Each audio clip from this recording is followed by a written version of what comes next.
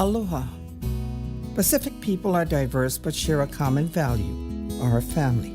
The 2020 census informs decisions about critical funding for public services that help our communities thrive.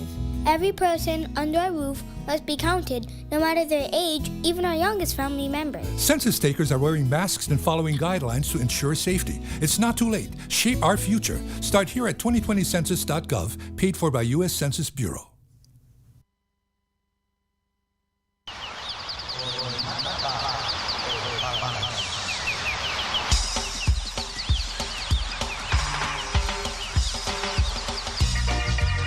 Alasi ile puha ko e kumana ia.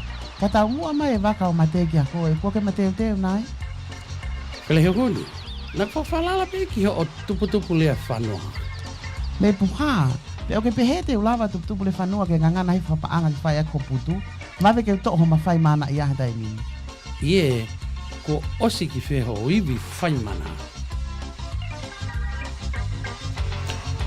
Alasi o ngā mātua, ko au mau i kiskis whewhine, ko e kore atu mei pulotu, o te moho haa, he kui e whaunga ki tokoni atu ki homo tuunga ma teuteu o ka hoko mai a mate. Ko Lincoln Heritage Funeral Advances e lava ke ai ha mo malu i putu. Ko malu i putu o ku lava ke malu i ha whewhine pe tangata, pe ku sise i hifo hono tau motua i he tau waunima. O kune lava malu i hataha pe o kai mau ene pepa, pe o kai ha ene whika ngā ue. O kai whuka ke whie mau hasiri mo i lelei. Te tau lava pe o whakafonu i he telefoni pe i kai whie mau, te tau toi whi tau laki. Koe whai ngofua, mawe pe o ko pau whuki he o ka hoko mai e mate. I loto i he hoa e ua wha, e hua i aho pa anga malu i ho account, pe a ke nonga mo e whie mari, pe to e nonga whuki mo ho whanau, mo toi ngai whamiri. Koia, tuku ai ke e, pea mo tā ke he whika telefoni. Ono ni manoa, tolu noa fitu ni minima taha. Pe koe whika telefoni a ane pasina. Ono ni manoa, malu tolu wha fitu. Oia we, kua ongo ki puloto e ku ta e matengteo. Iyo, koe whakamore whakaoski o mo ui o kio awhini mā pē. Tā lewa ke whika telefoni, ono ni manoa, walu tolu wha fitu, pe koe ono ni manoa, tolu noa fitu nime taha ki whakaikiki, he kua ose taimia tuputupu le whanua. O kwhie mauia, ke mateuteu e toko taha kotoa, o ka hoko mai a mate ki o tau whamiri.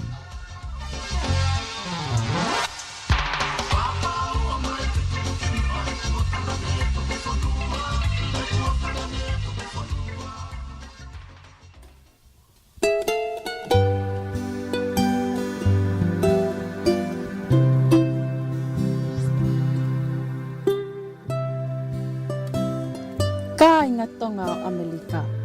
Ke tau puke whanua ke whakatupulaki e ka hau o e whanua. Koe haa e tau amanaki lelei ki hono whakatupulaki o ka hau o e tau whanau. O tau whakaamu kotoa ki ha ka hau lelei maa nau tō. Ke ola lelei e nau wako.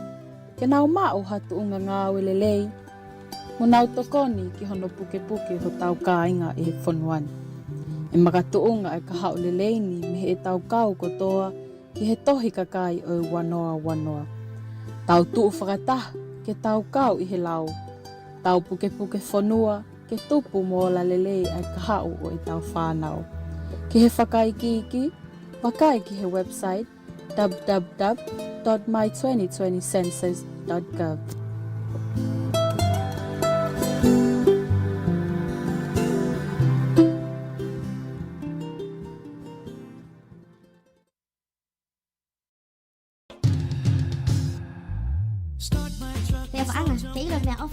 Valentine's Day, birthday, anniversary day, Mother's Day, Christmas Day, Death Day, Boxing Day, and every day? Oh my no.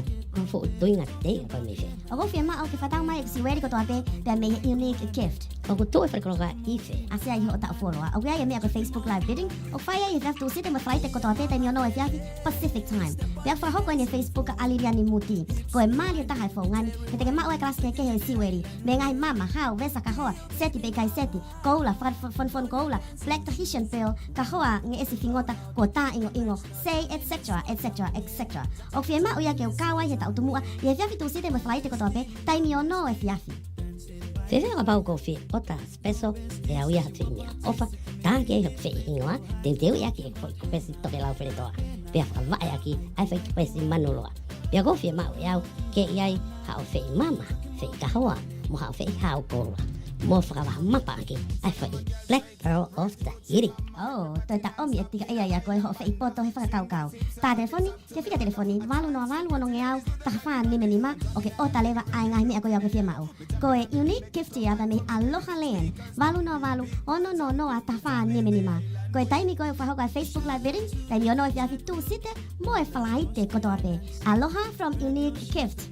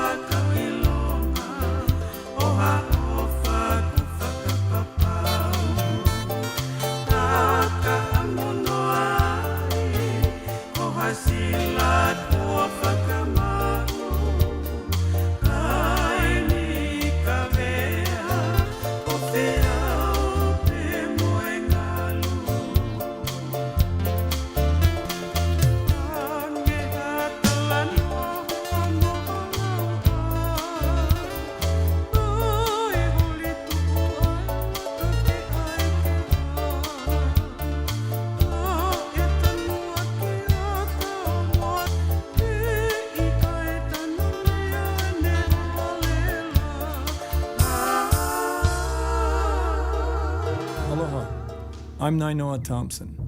From the Hokulea, we have seen our communities across Hawaii, the continent, and the world. Now is the time to be counted in the 2020 census. Census data informs decisions about vital funding to help our families flourish. It is our responsibility to be counted.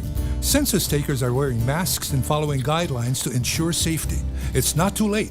Shape our future. Start here at 2020census.gov, paid for by U.S. Census Bureau.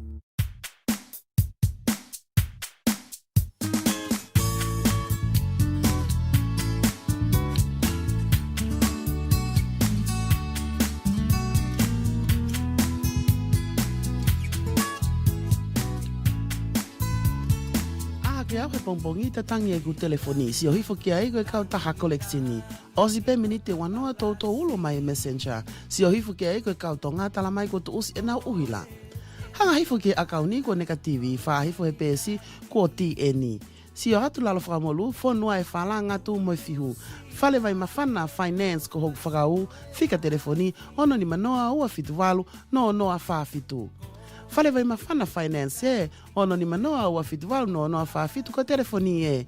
Ko e pau e whai whatungia mo vave, ko loa pe ho ko loa whatonga ke fo o molore. Ko mau tuku pā ke mau hoko ko hopare tua. Ai kauta no e whare vai mafana, ono ni manoa ua fitwalu no noa whaafitu ko e fika telefoni ena, tā mai he ko hono whakaneifua ai mafana e mau whai whatungia.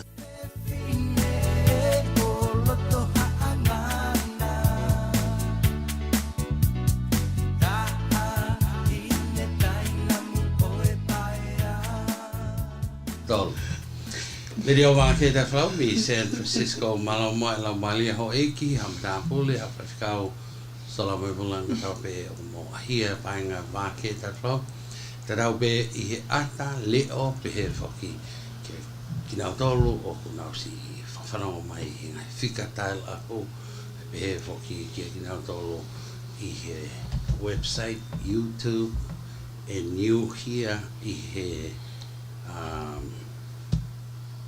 Facebook malata mai hawani be a farawang be ulele me no to ko sento mahili Emily Doff alo Emily kage ko anata 3 hours ho e tolo mi hen e ma ho ko I mean ko sta hiwa ni me tata be a yo ko ho ata nga state ni hango Texas ka ko e fifia mau e pe I kaupata mo to wa tena pokalama mi he paina Vake Tali Folau me tu mai da pokalama a honi pe ne kita amia pe te au ko e a honi o ko ta lele ho ho pai I fo wa no kege sai be ko e tu be ho wani ke fai tai pe whakaki whanongonongo ka ko ho to tonu ai tahawa ko ho wa ia mo ngai business ai e ihe ni ai a Brian Terrell ai ana ko ia o e kautaha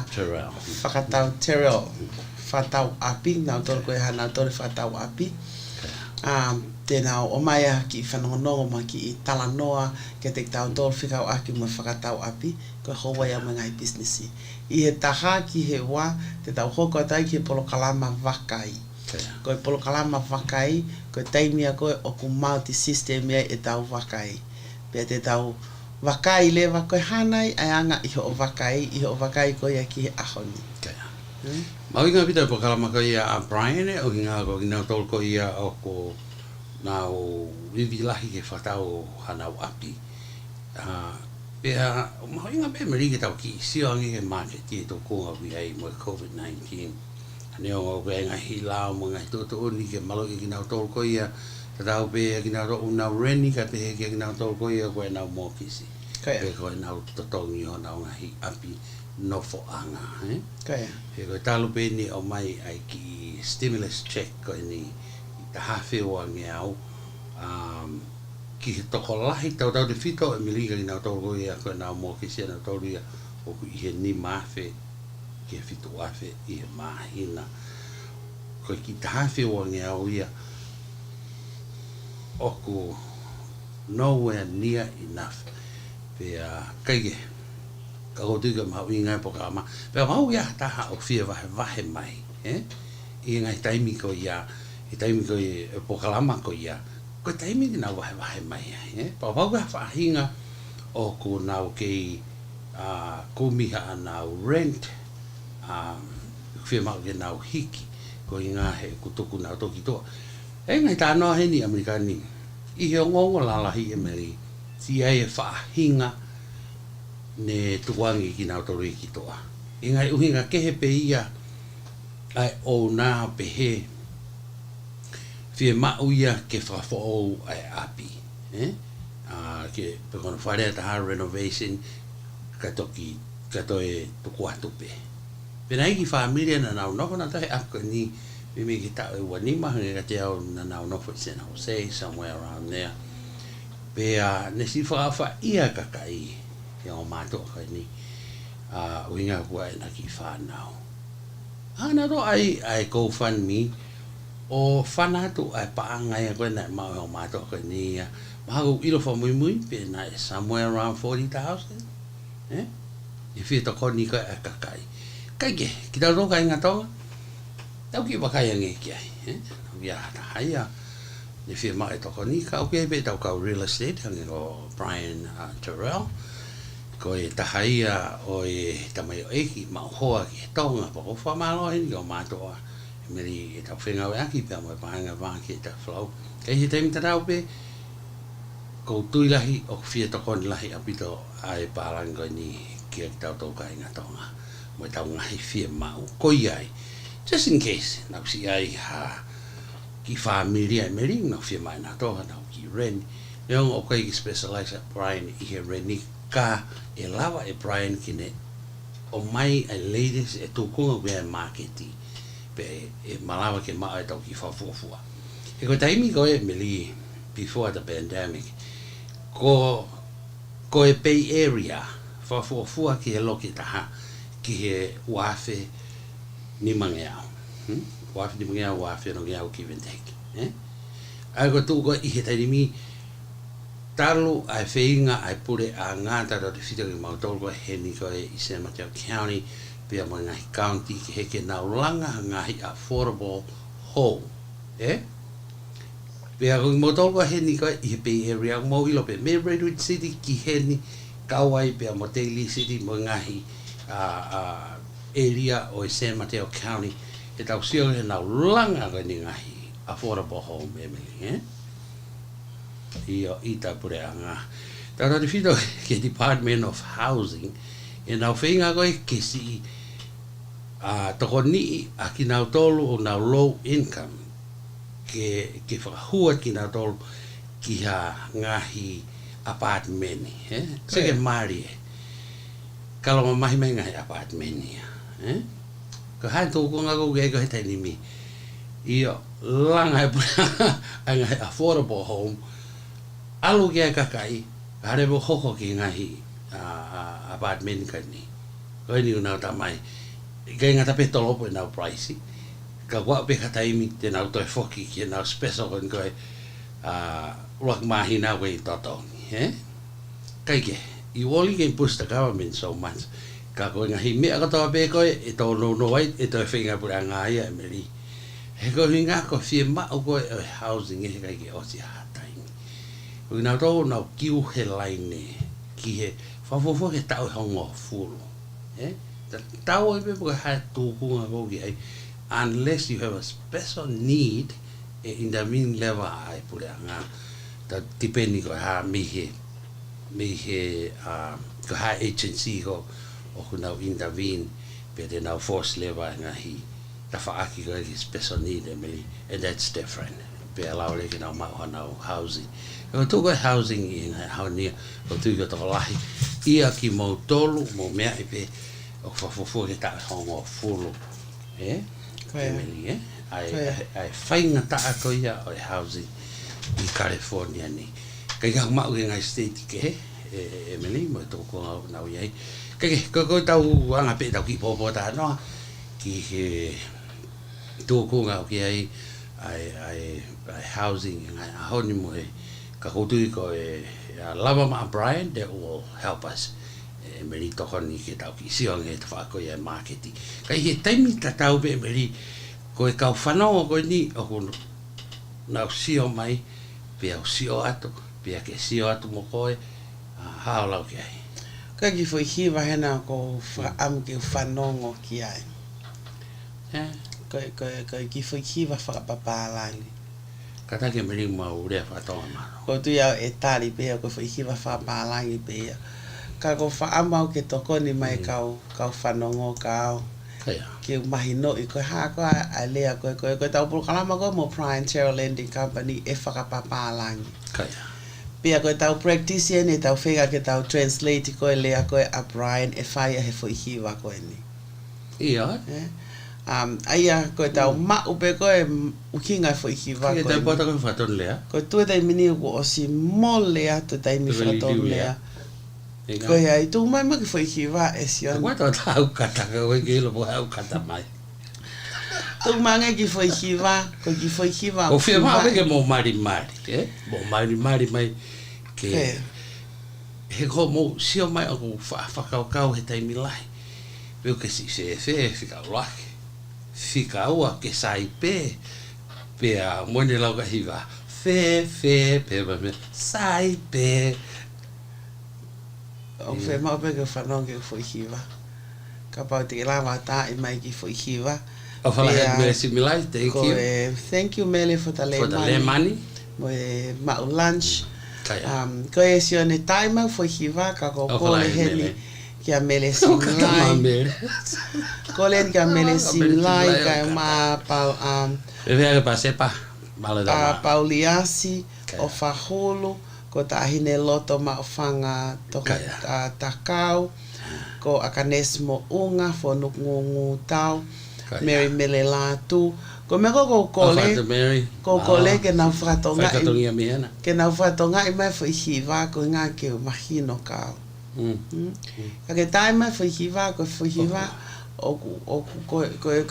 ko asipe ko wai pe ko ilo toenga ko hiva ko ke mahino e ka ko faka amo ke mahino ko ke wai ko ti be mahalo ko me ko ton pe me ko na ke le mai aki ka te koe ka koe foi hiva ko le ke ta I mai o te kepe ke ilo hinga foi hiva ko wai mi ko hinga foi hiva ko wai mi pe te ke hanga lewa whakatonga I mai ke tokoni mai ka te au ke umahino I foi hiva ko skai la pe ta hine loto mau whanga ia oa aia ko ia ka pau mo fe tokoni mai ka au ke mahino ka au e foi hiva sa ia pau hono hiva I moksio atu ke kau hiva ka koe pe ke hanga mahino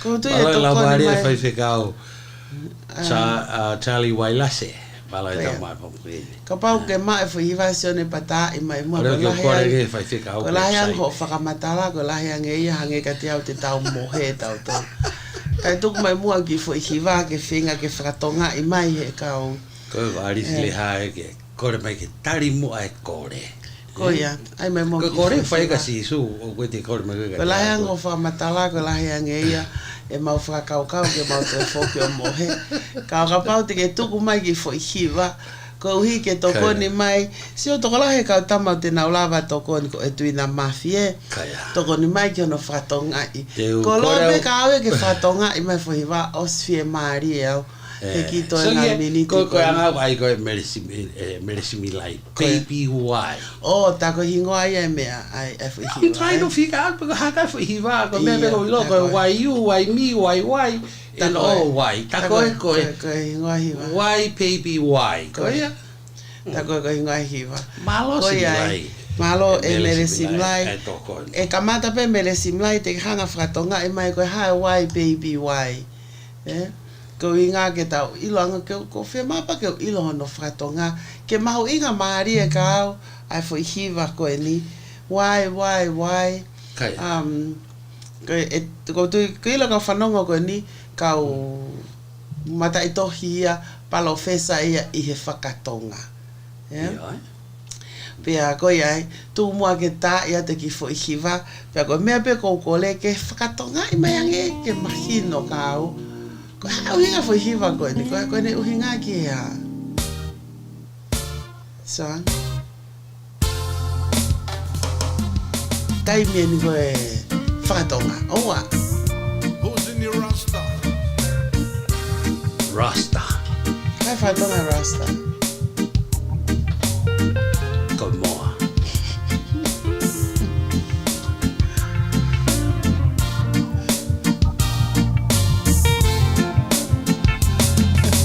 I just don't know what to do when it comes to you, babe. My mind goes crazy. Go ahead. In my heart, that's to be. But girl, you know it's true. All I really wanted was you.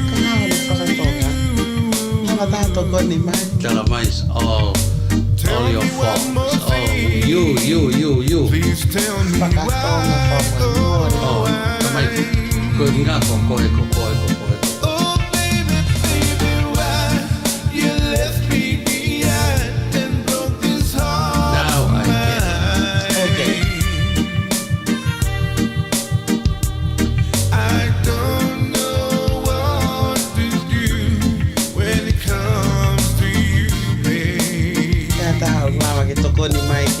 Oh, it's so hard since we've been apart. I keep on holding on.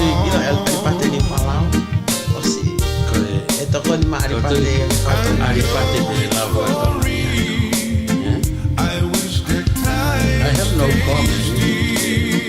Go bare here fatonga. And now I feel like a fool. A fool that's in love with you. Lava pergi kita mai ke telefon dia lau mai whakatonga. Ono ni manoa wa whaahi o tau Aching, and it's broken too, babe. But girl, I'm missing you. All I really wanted was you.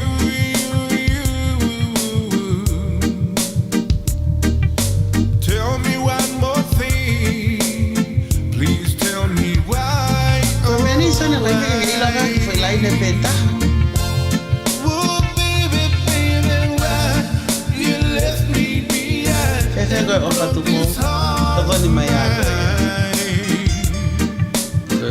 Pare I never left anybody behind. I don't know what to do when it comes O que te tari fa mama i mai de. Oh, O fe mal que de whakatonga ke o mai wa. Oh, ala. Abenda que si algo que ya que ya. Kama ke tanya ya ipate. I know it's for real. I wish that time stays still. Rastamana. Anga jauh kaya ta fi. Ange ko fascini la bata. Anga. Nesi. Sego ko. Kaya uhinga o ke uhinga i mai ko uhinga pe o ke whakatonga i mai. Tama ko to kamata mai meresin lai. Ko ha ko me o ke he ai be. Ya que to eri ake ya o ke o fe. Okay. Apa pe foi lai ne wa no ka pai lai ne tolu mo lai ne fa.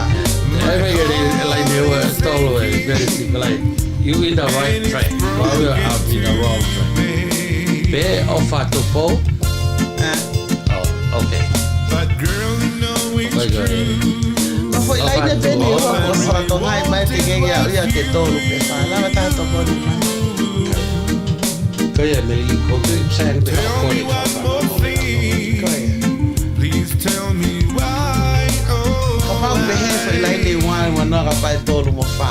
Oh, baby, why you left me behind and broke this heart of mine? Hokko at vai peg mo tol gon faton leage mo faton ne mai. Hokko de be foi lai ne wa go na kamata meresi. When it comes to you, babe. Oh, it's so hard since we've been apart. I keep on Pare wa pangya si Meleande. Tot. Ko ne koko mai paulias. Ko behe mai tamasi. Ko ha mea ke siri ake ai au ke si pai ai. Ko au ni te se sere hoko o fatu ni mo kia. Hoko to e be e foi fratonga ko ne paulias. Ai ko lai ne tolu en mo lai ne fagos o mai paulias malo pauliasi. Kei hoko tu pe. Foi lai ne tolu lai ne bene fa foi hivagos fratonga imagine. Te kai pe ke o fie Maria o ia. E fai pautari a fe o te kai ke. Ko ia e. Foi lai ne tolu eni. Mo fa to lai ne ni ma mo ono. Fa to ngai mai mo ke o mai no e foi hiva. Te kamata be foi hiva. Ia. Ko e o fratonga ko ni e te to e he a to au ha to e he ange fa. Mele, tala mai pe ko ha me te fa. Te o ke piki a tu pepe te uri aki ko ake baita. Ai ga fo la ko ngarea pe he hiva. O ke ke ila ha me a te fai. Ko ya. Ko la fare ai. Ai ko hoko atu en ko hoko atu eh. My mind goes crazy. Koini. Awe ke ilo po hame te fai e baby. E ko hoku ata mai. Ko ikai.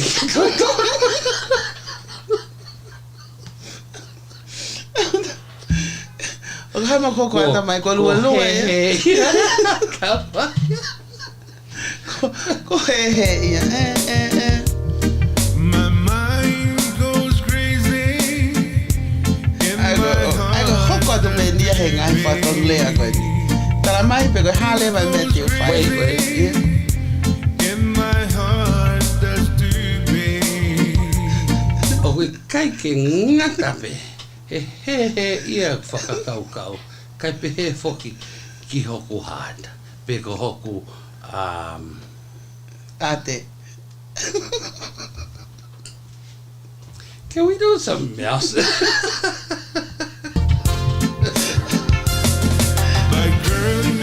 He lolo mabukau mo whakalata. Ko ia ka lolo.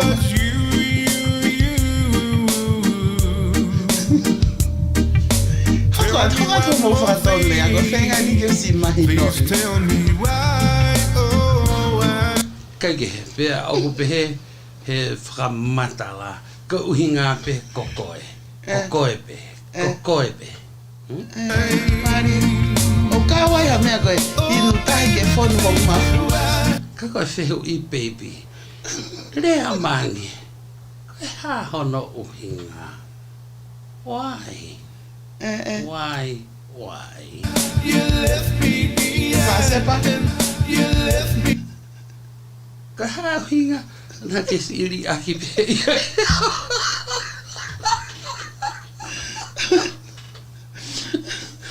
Oh, you're not going to get in trouble. Which we already in trouble. Ke tau whenga nisi, ke tau whenga ke koe whatonu lea te ke tau polokalama koe hoko to tonu taha ua. Oh, iya. He tau polokalama koe tau wako whatonu lea te ria na kai ke tau mahino e mea utokaka mai kia ia prae. O te kaka e kau mai whatonu lea. And broke his heart of mine. I tu ke mea whai konga ia koe, inu tahi ke whonu hoku mafu. E rupe he, o kai ke ilo paka ha mea whai. Koea. When it comes to you. Ango lau koe a me latu, to o mai ai tau whare. Ko tira me lanto. Ke nafu ia ka baby. Since we've been apart, I Ko tui kei pa e pase. No for me rio whakakau ha mea ke uwhihi ai. know it's for real. Pate, tokori mai. I wish that time stays still.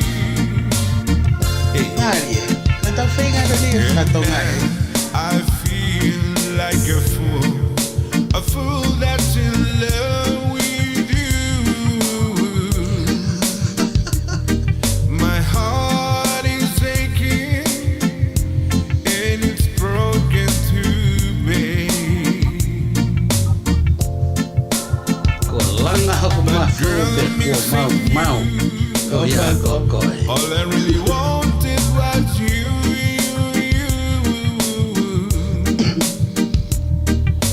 Tell me one more thing.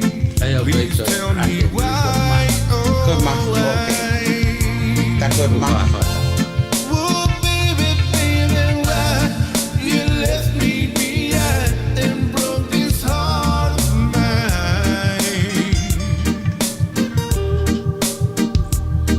I don't know what to do when it comes to you. Malo pase.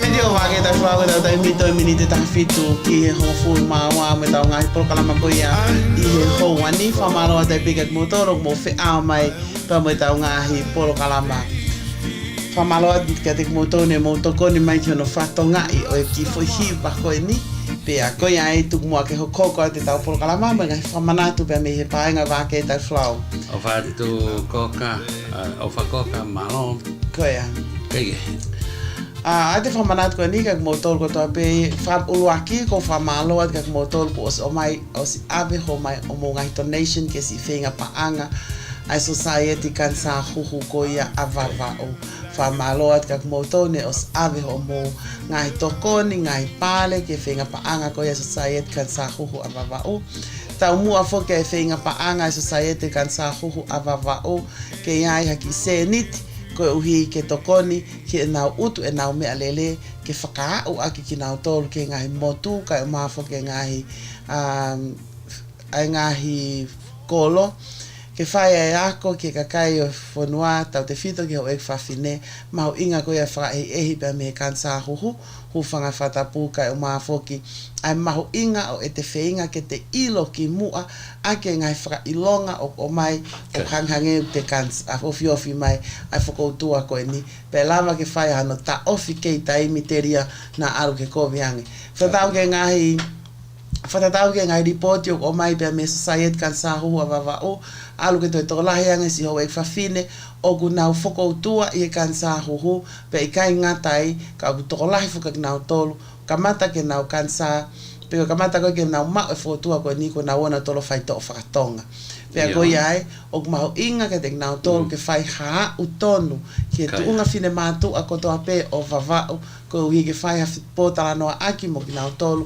ai maho inga ko ia o e whaka ehi pe mo te ilo kei mamao hangai whaka ilonga o kune tala mai hange ka ohofi ki tahe kansa ko ia e hoi mo ka inga ko ki lulu ko ni avavau o whaia i aho whalai te avavau ai ko atu apule lulu ia atau tolu pe ko lulu ko ni whawhi ko ki tikite panga nima Amerika fo itikite e ua ko e pale fere a pale pe ko e pale e maupea i vavau ka pau te ke whatau ha tikite ave ke hau whamiri wawa o ke nau lava mai ke lulu wha ko e office ko wana e taimi tahawa ho ata aho whalaite aho tu opule lulu atau toru i e taimi tatau pe foko aho koe ni e whamafola mai ia i he le tio FM aval fitpoi ni ma ai si whenga ko ia pa mo lulu ai society kansa huhu avawa o ko ia hau e kume kainga kumo tolo kumo whaamu ke mo tokoni ke lulu ko ni lava pe foke ke o mai ave ko haki donation kana tol ke kau hono lulu i fratau at aka foi pinati o si kainga vava u pe ma wai haki se niti o kainga ko ni o e kau a society ai ko society kansa ho vava u o Patalonia e kovana se ai Eta Harris tau malolo pe tau hi paanga a Helena Taufa kai o mafo ke sekretari ko Alice Twitter pe a motoenga ka fefine una ka he me mipa i he kansa i society kansa ho ek mo kainga ka pau ge ha ofa pe me mo tolu lava pe ke fiutak mai ko ke te au ko nga ka faka o a ho ofa pe announce mai i a ho tu apule lulu atau tolu i he FM aval fitpoi nima i hono whamafola ha tonu mai ai lulu ko ia ai society kansa huhu avava o ko ia ko e kole ia mo fatangi pe me society kansa huhu avava o ko tu ko taimini o se ngai pale ko ni tau fuaki atu pe me American me hen le dio Vake Tali Folau ne ave ai po mo ai hongo fulu ko e VTF runners o ne ave so pingi panga wangeau ke tau to pick up pe vausia panga wangeau tonga pe a meia Victoria Tycoon pe kai ngatai ka kai foki pe mo e peret me kai hongo fulu ko ofa ia pe me he runners pe fa malo foki heni ki Mele Simlai ko wigo ne tokoni kai o maafoki a Sharon Parker pa mo ene tokoni kai o maafoki a Lady of Vaka ko si whaka o Lady of Vaka ene ofa ki vava fa malo at ka ko foki Lady of Vaka ofa ki e tau Society Kansa Huhu kai o maafoki ai to tako eni ne si fetu tak mai one o mai ene ofa e tapu kaufusi tapu kaufusi fa malo atu tapu si o mai pangate au ni manoa ke ave ke si ofa tapu ko tupe mahalo fe mau ha o tikite pe fa ha mai pe a pau ke fe mau ha tikite lava lele pe ke fetu taka na to tai mo ave senti o mai ngai tikite ko ya ka ko pe ko ave ke ha family ka pau ke fe mau ke fa ken ke hoko ngai pale lava lele pe ka pau ko ha fa ki lava lele pe moia kaya I ene pehe Emily ko nga ko mo wanga lili ko ia I he pong pong ni ko ia te o atau ia ho mo foi fasi ha mo lau ke ko ia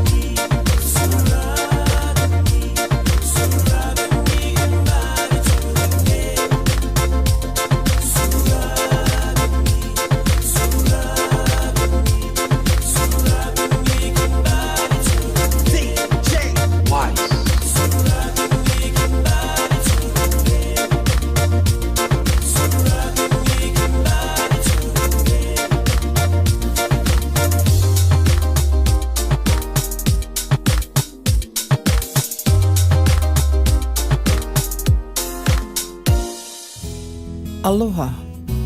Pacific people are diverse but share a common value, our family. The 2020 census informs decisions about critical funding for public services that help our communities thrive. Every person under a roof must be counted, no matter their age, even our youngest family members. Census takers are wearing masks and following guidelines to ensure safety. It's not too late. Shape our future. Start here at 2020census.gov, paid for by U.S. Census Bureau.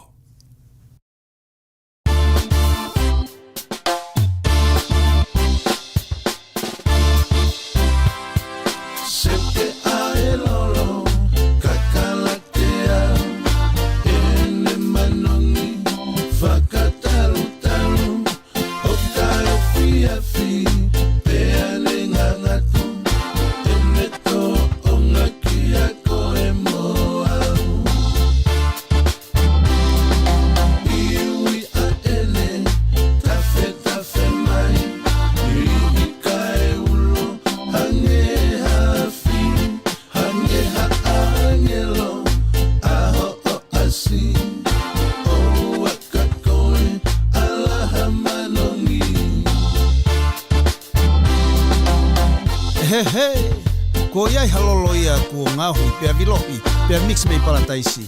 Ke whakatauri a ngahi whakaamu whakasino mo ata mai. Ke miri pia ke whakasanisani mo masani mo whakamanifi. Pia ke foto aki ia ke hakatoa ngā aholahi. Pia ke toki ilo ai e mamani, ko e loloni ia, ko e tāpu aki mei langi. O ua, he he! Teke a e lolo, kakalatea, ene manongi, whakataru taru, o kai fiafi, pea le ngangatu, ene to o ngaki a ko e moau.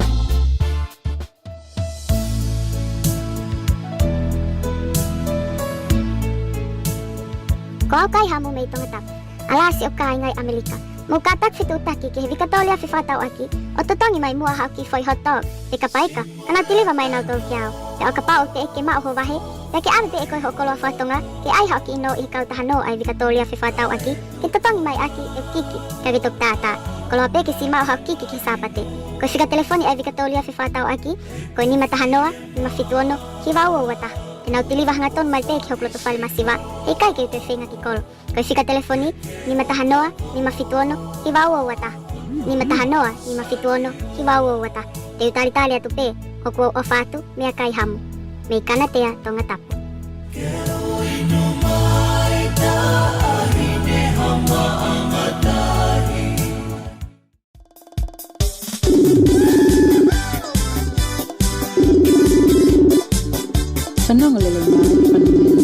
Whanongolele mai, ai kai ngā tonga i Bay Area.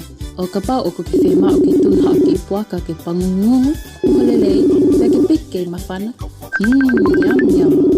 Tā mai lewa, ke ni matahanoa ni mawhitu o no hiwa o wata. Ni matahanoa ni mawhitu o no hiwa o wata. Ngahi ahoni ke tawhi ake o musia, puputu e whakaukau, mai tū teke COVID-19, ake haki i puaka tūna. Ho oda, pe ke malolo lelei, to pike bela mei haua. Puaka tunu, miracle phone number, ni matahanoa ni mawhitua no hiwa uowata.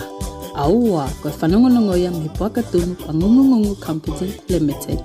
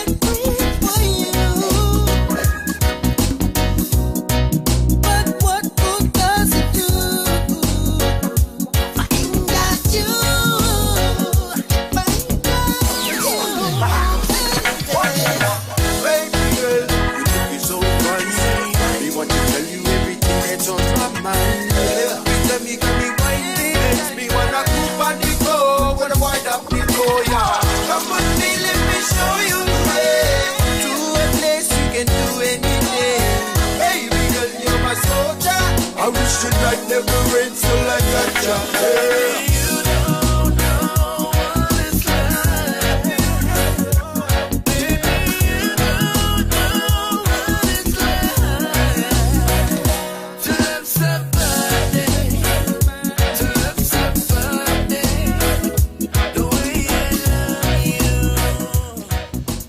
Video Vake Tali Folau tau taimi ho te tonu ai tahawa pea I he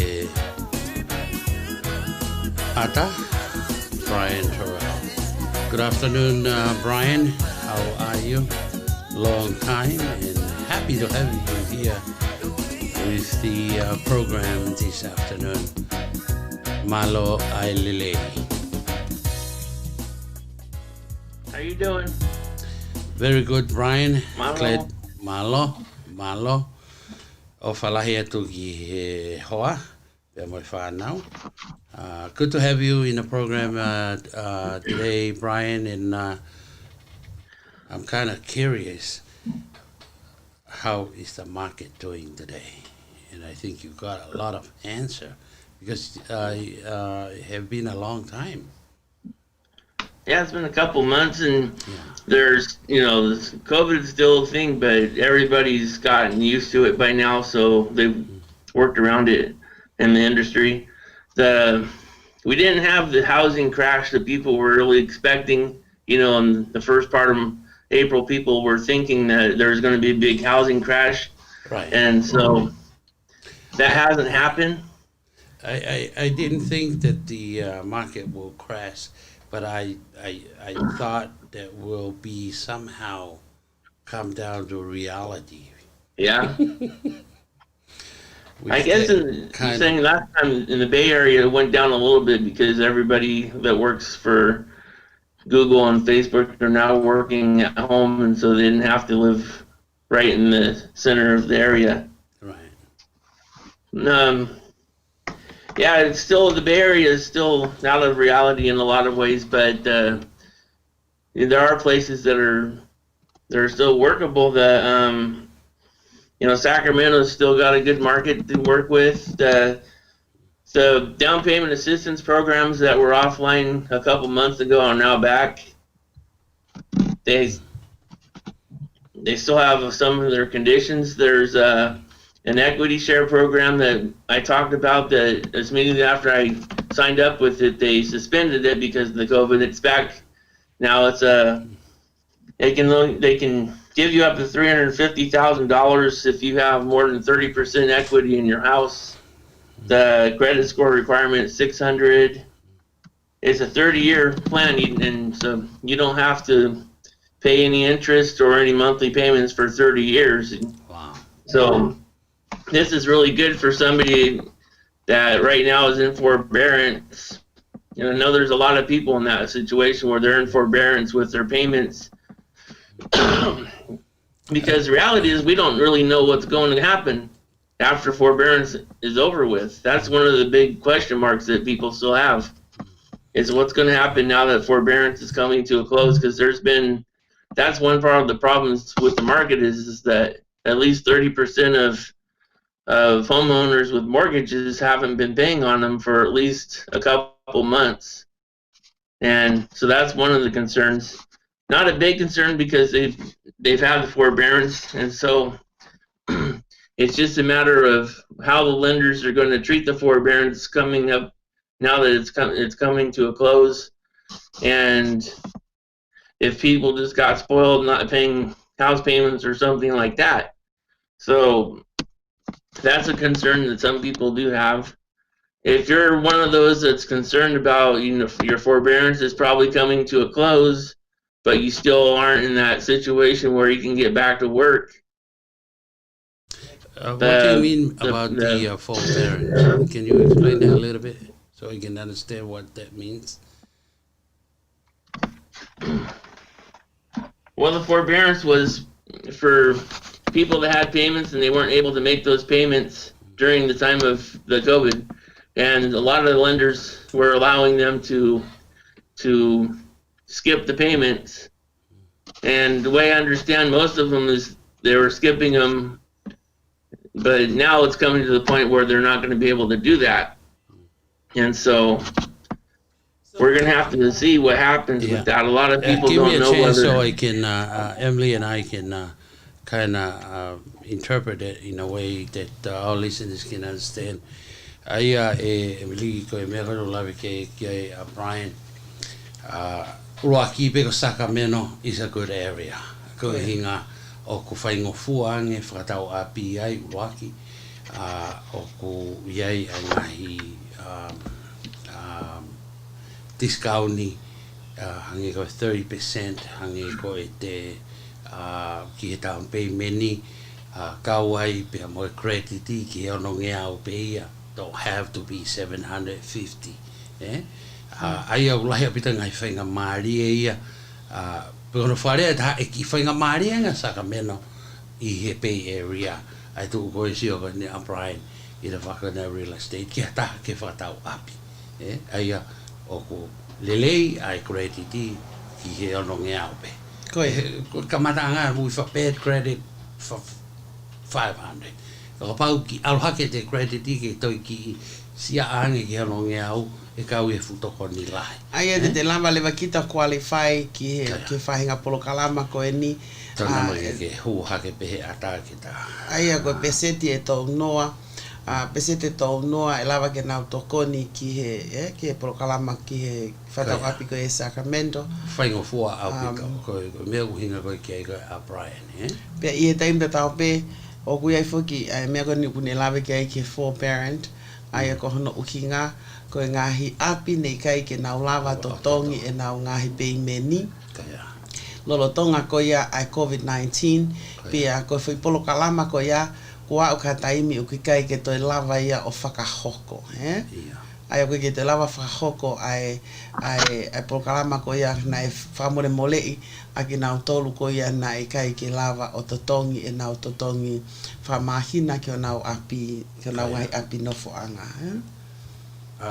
Io pea hange peko pea ko ke lawe ko ke Emily la sai pea I he kamata hange mahina ta mahina e wa ka ko ni alu pe ko ni ka ana ko ke mahina ko tolu ia ko pau pe ke totongi a one way ana pea o ku ai ka mo ia I he concern ki fahinga ko ia ko na to mui aki ki he mahina e tolu. In reality, Brian, with those people are behind for 3 months, what are they going to do? Because they, of course, the finance can only go do so much for them, but then they still have to pay it one way or another. Yeah. So the point equity share program, that's something I talked to them about, and I asked them, well, what's going to happen if we have people in forbearance? And they said, oh, we're going to take them as long as their credit's at 600, but they have to make sure that their lenders are putting on their credit reports that it's paid in lieu of forbearance. So on the credit reports, they have to make sure that they're reporting that the payments aren't late, that they're paid on time and because of forbearance. And so we have to make sure that your agreements with your lenders, that the lenders are honoring that and putting in the credit reports the right information about it.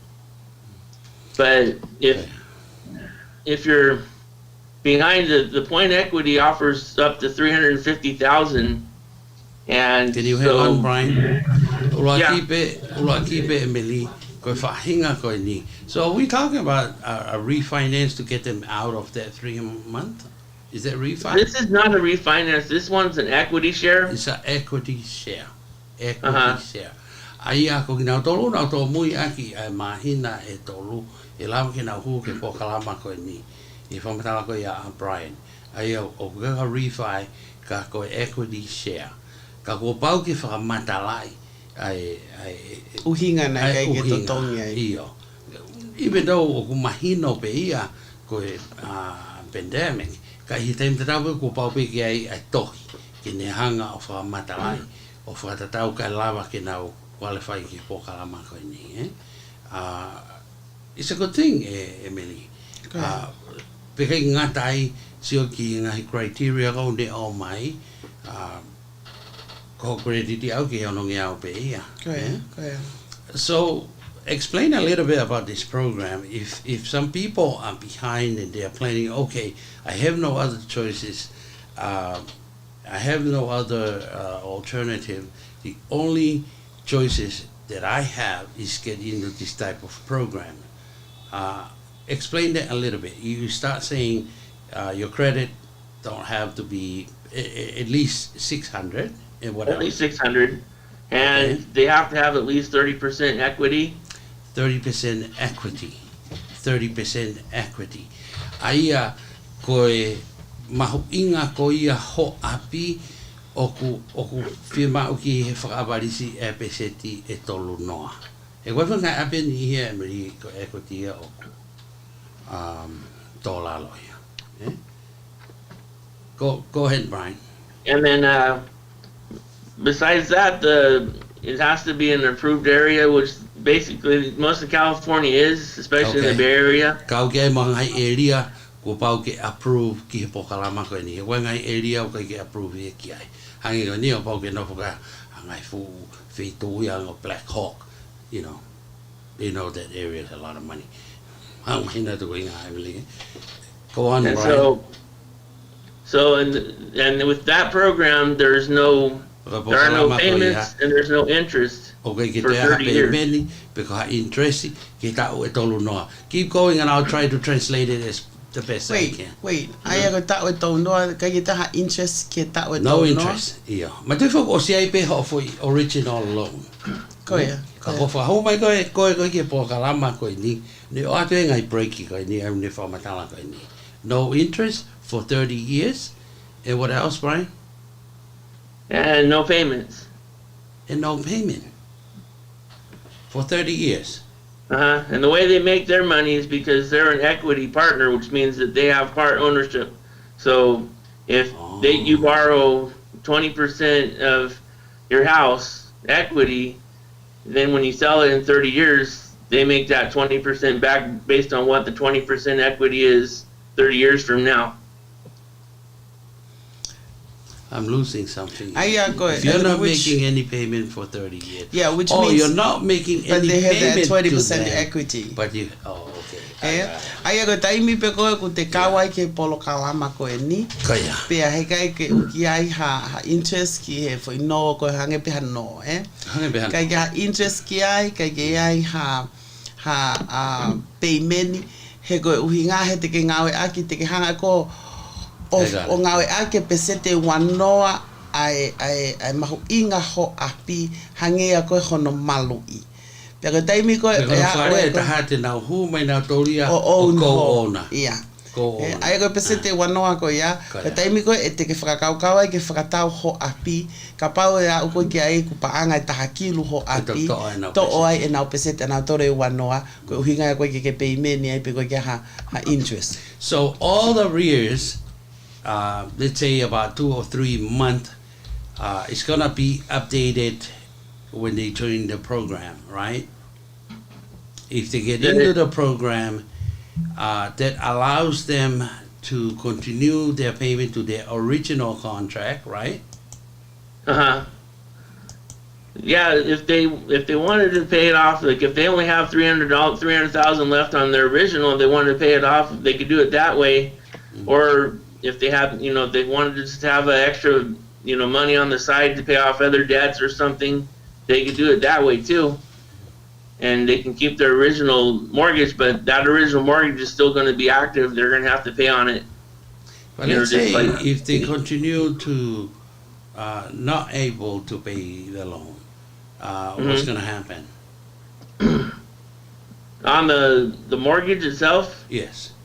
If they still fail to pay the mortgage, and then this company got 20%, they got 30% equity, what's going to happen then? The company can take it over from there, or? Oh, I have no idea on that part. So that's probably something that they would talk to during the underwriting, but I'm pretty sure, when they do the underwriting, they're going to look at that. That's why they're looking at credit scores, 600 at least. Right. That's going to be one of the reasons. E ka wenga inga lahi e Emily ai create he koe whahinga tokoni koe ni i teim tatau pe o kunau tokoni ka i he teim tatau pe whapau i kei hoko atu pe i kei ki ke lava i koe o hoko atu ahono totongi e kei palpare mame go on Brian Malo. Now the next program that we have going on for people that have been able to keep up on their payments, and these last, your credit scores at least 700. There's if you're trying to do a rate term refinance, this is not cash out. This is rate term. A rate term refinance between $200,000 to $350,000. There's a lot of times lately where I've been able to do that, where the person's only paying for the appraisal.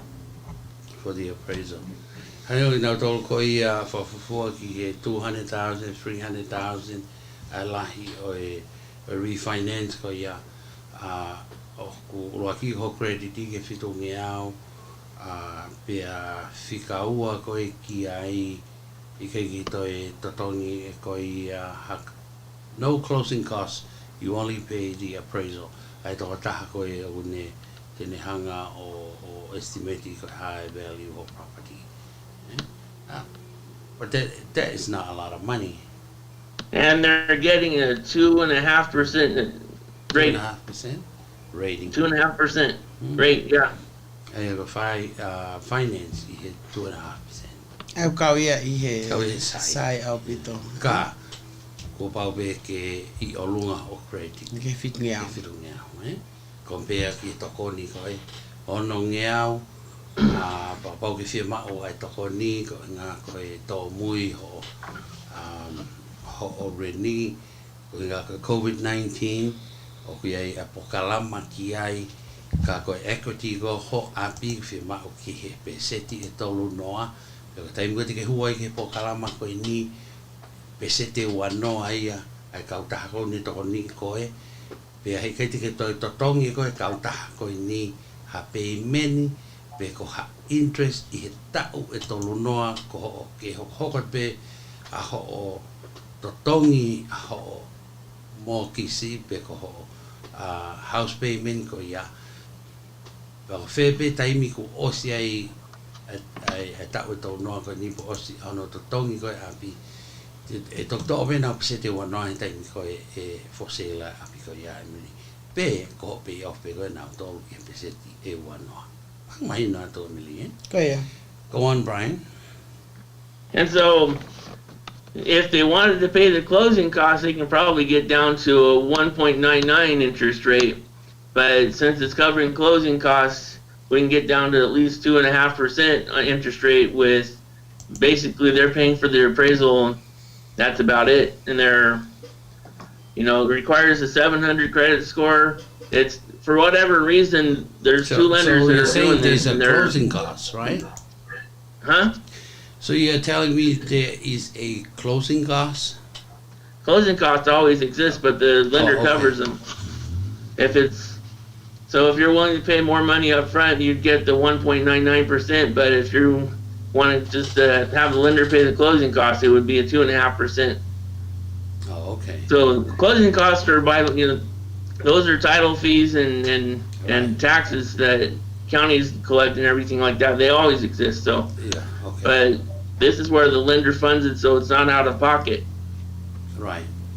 And then so the 2.5% they're gonna tag it into the total loan, right? If the owner gonna pay the closing costs. The covered out of pocket, they're only gonna be paying the appraisal fee. Okay. Appraisal fee.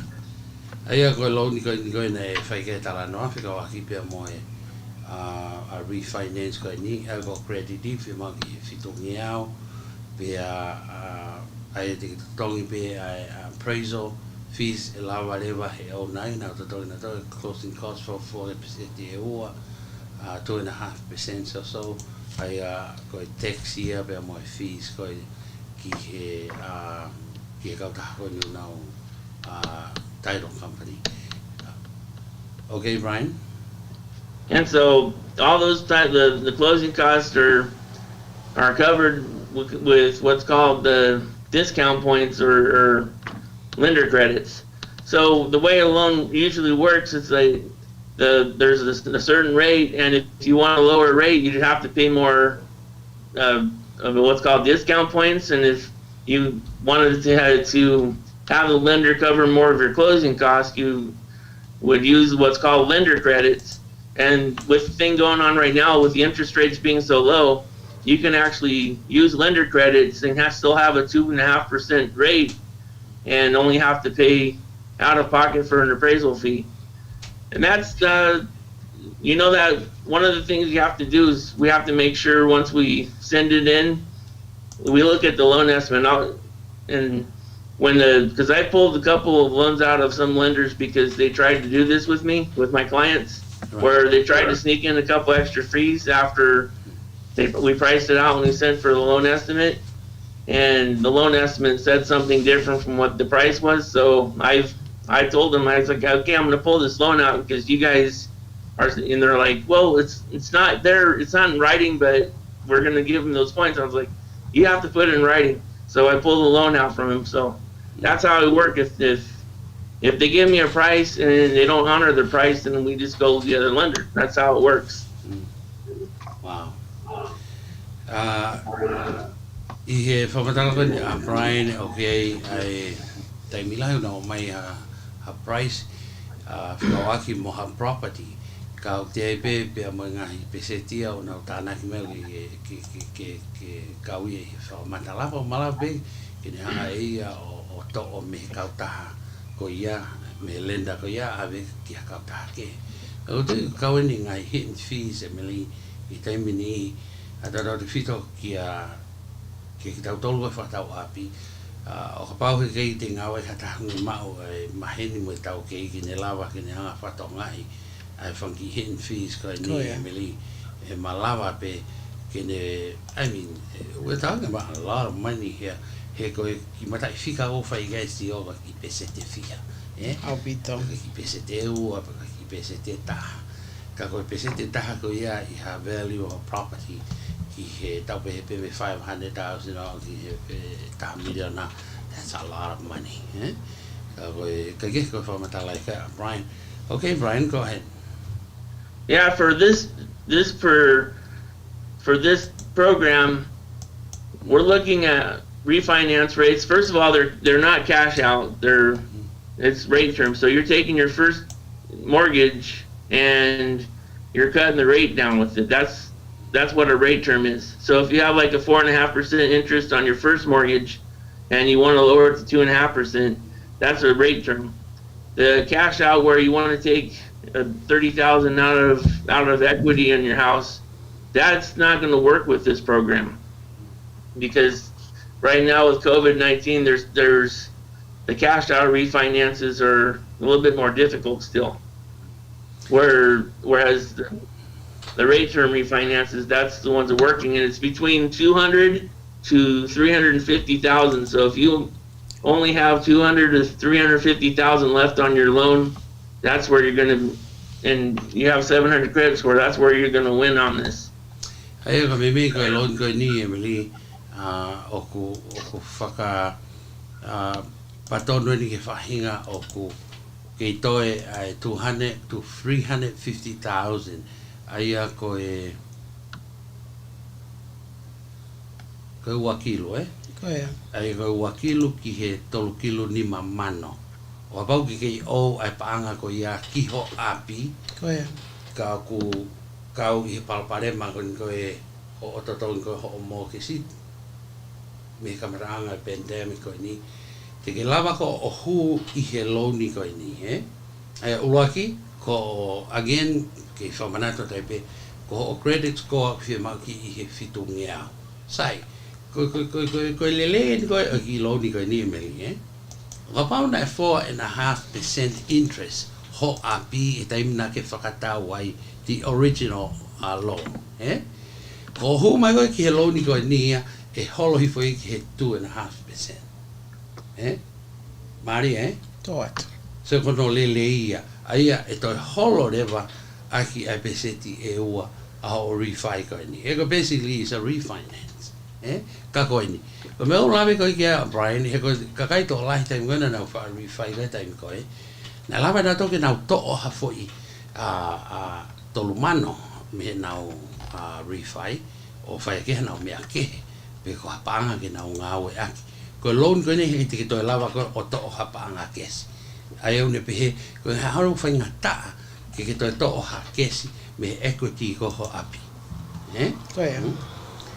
ko foi lonia ko ni e to ko ne pe ka koe ke ulaki refi continue on with your payment ka I lower rate to gets up pe mo ho payment ni o ba na ke to wi ka ngai mai na lai okay Brian go ahead. And then after that, what we have going on are they've opened up a lot of our down payment assistance programs. So those are a lot of those are available. Ai nga hi whainga maari ki down payment programs. Pero ngai pokalama ito ko ni ki ho down payment. Go ahead, Brian. I'm gonna try to translate it as much as I can so we can move quicker. Okay, go ahead. Now, the first thing that everybody has to understand, there's nothing perfect about a down payment program. I taimi tata weho I mo kainga o ku ikai ke ai ha whahinga pokalama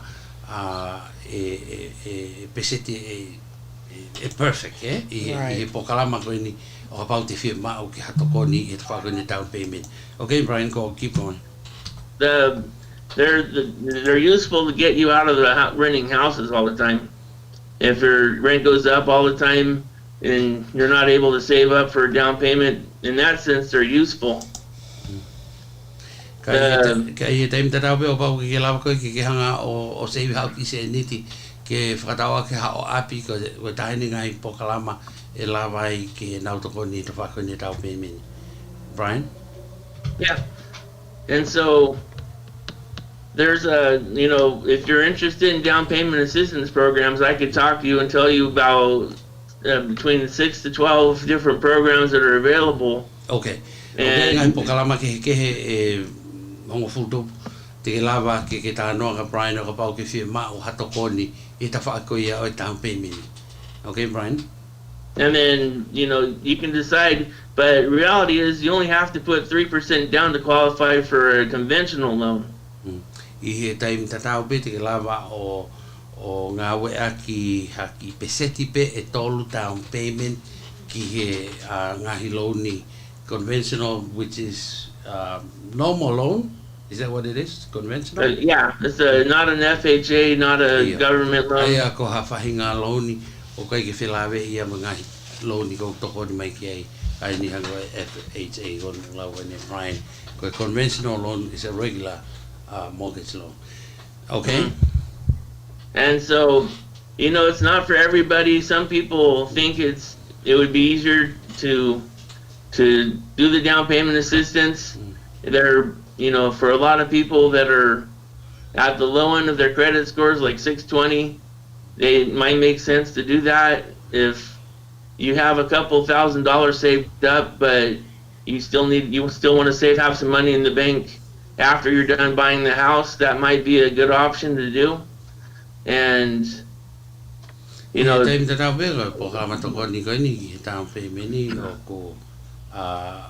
it's not for everybody.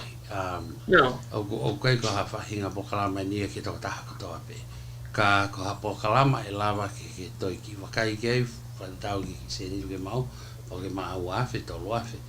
E ke whia mau pe ke ia hau ki se niti ihe panke ko wharea taha. You really have you need to have some sort of money ke lava ke tokoni ka ko I whakatau api.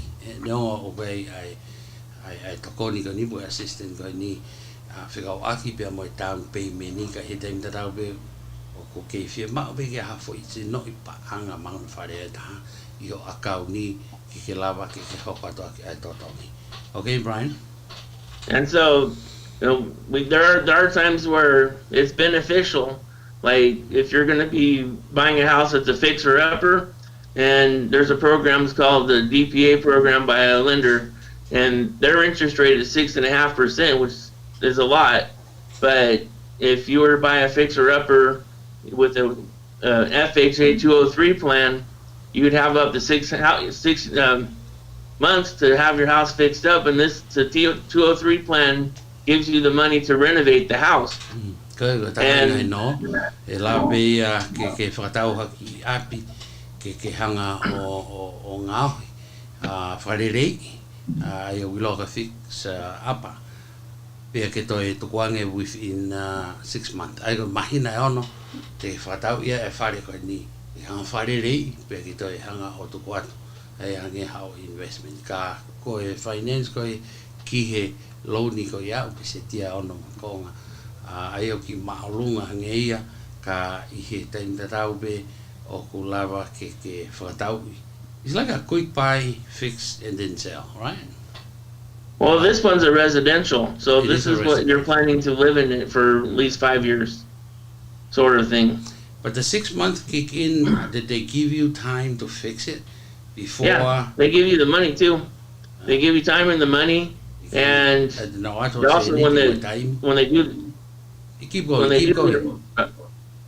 Repeat? Don't worry about what I'm saying, just keep going and I'll try to keep translating. And it takes the guesswork out of knowing how much the house will be worth after you have it fixed up, because the appraiser has to do the estimate when he comes in.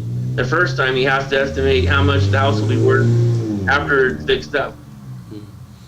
Ai a fe taimi kon koe o na o atoi ho se niti ka be foki he a whainga maari ai taimi ki ngāhi ai api koe ni pia osiko o ngāhi ko ia pia e lava rewa ke te whakamahuinga i ai api ko hai mahuinga ko ia pia e lava rewa ke nofwai o hoka tono tae api ko ia. Now when you talk about appraising the property after it has been fixed, if the value, of course the value will go up. How they gonna figure that out? The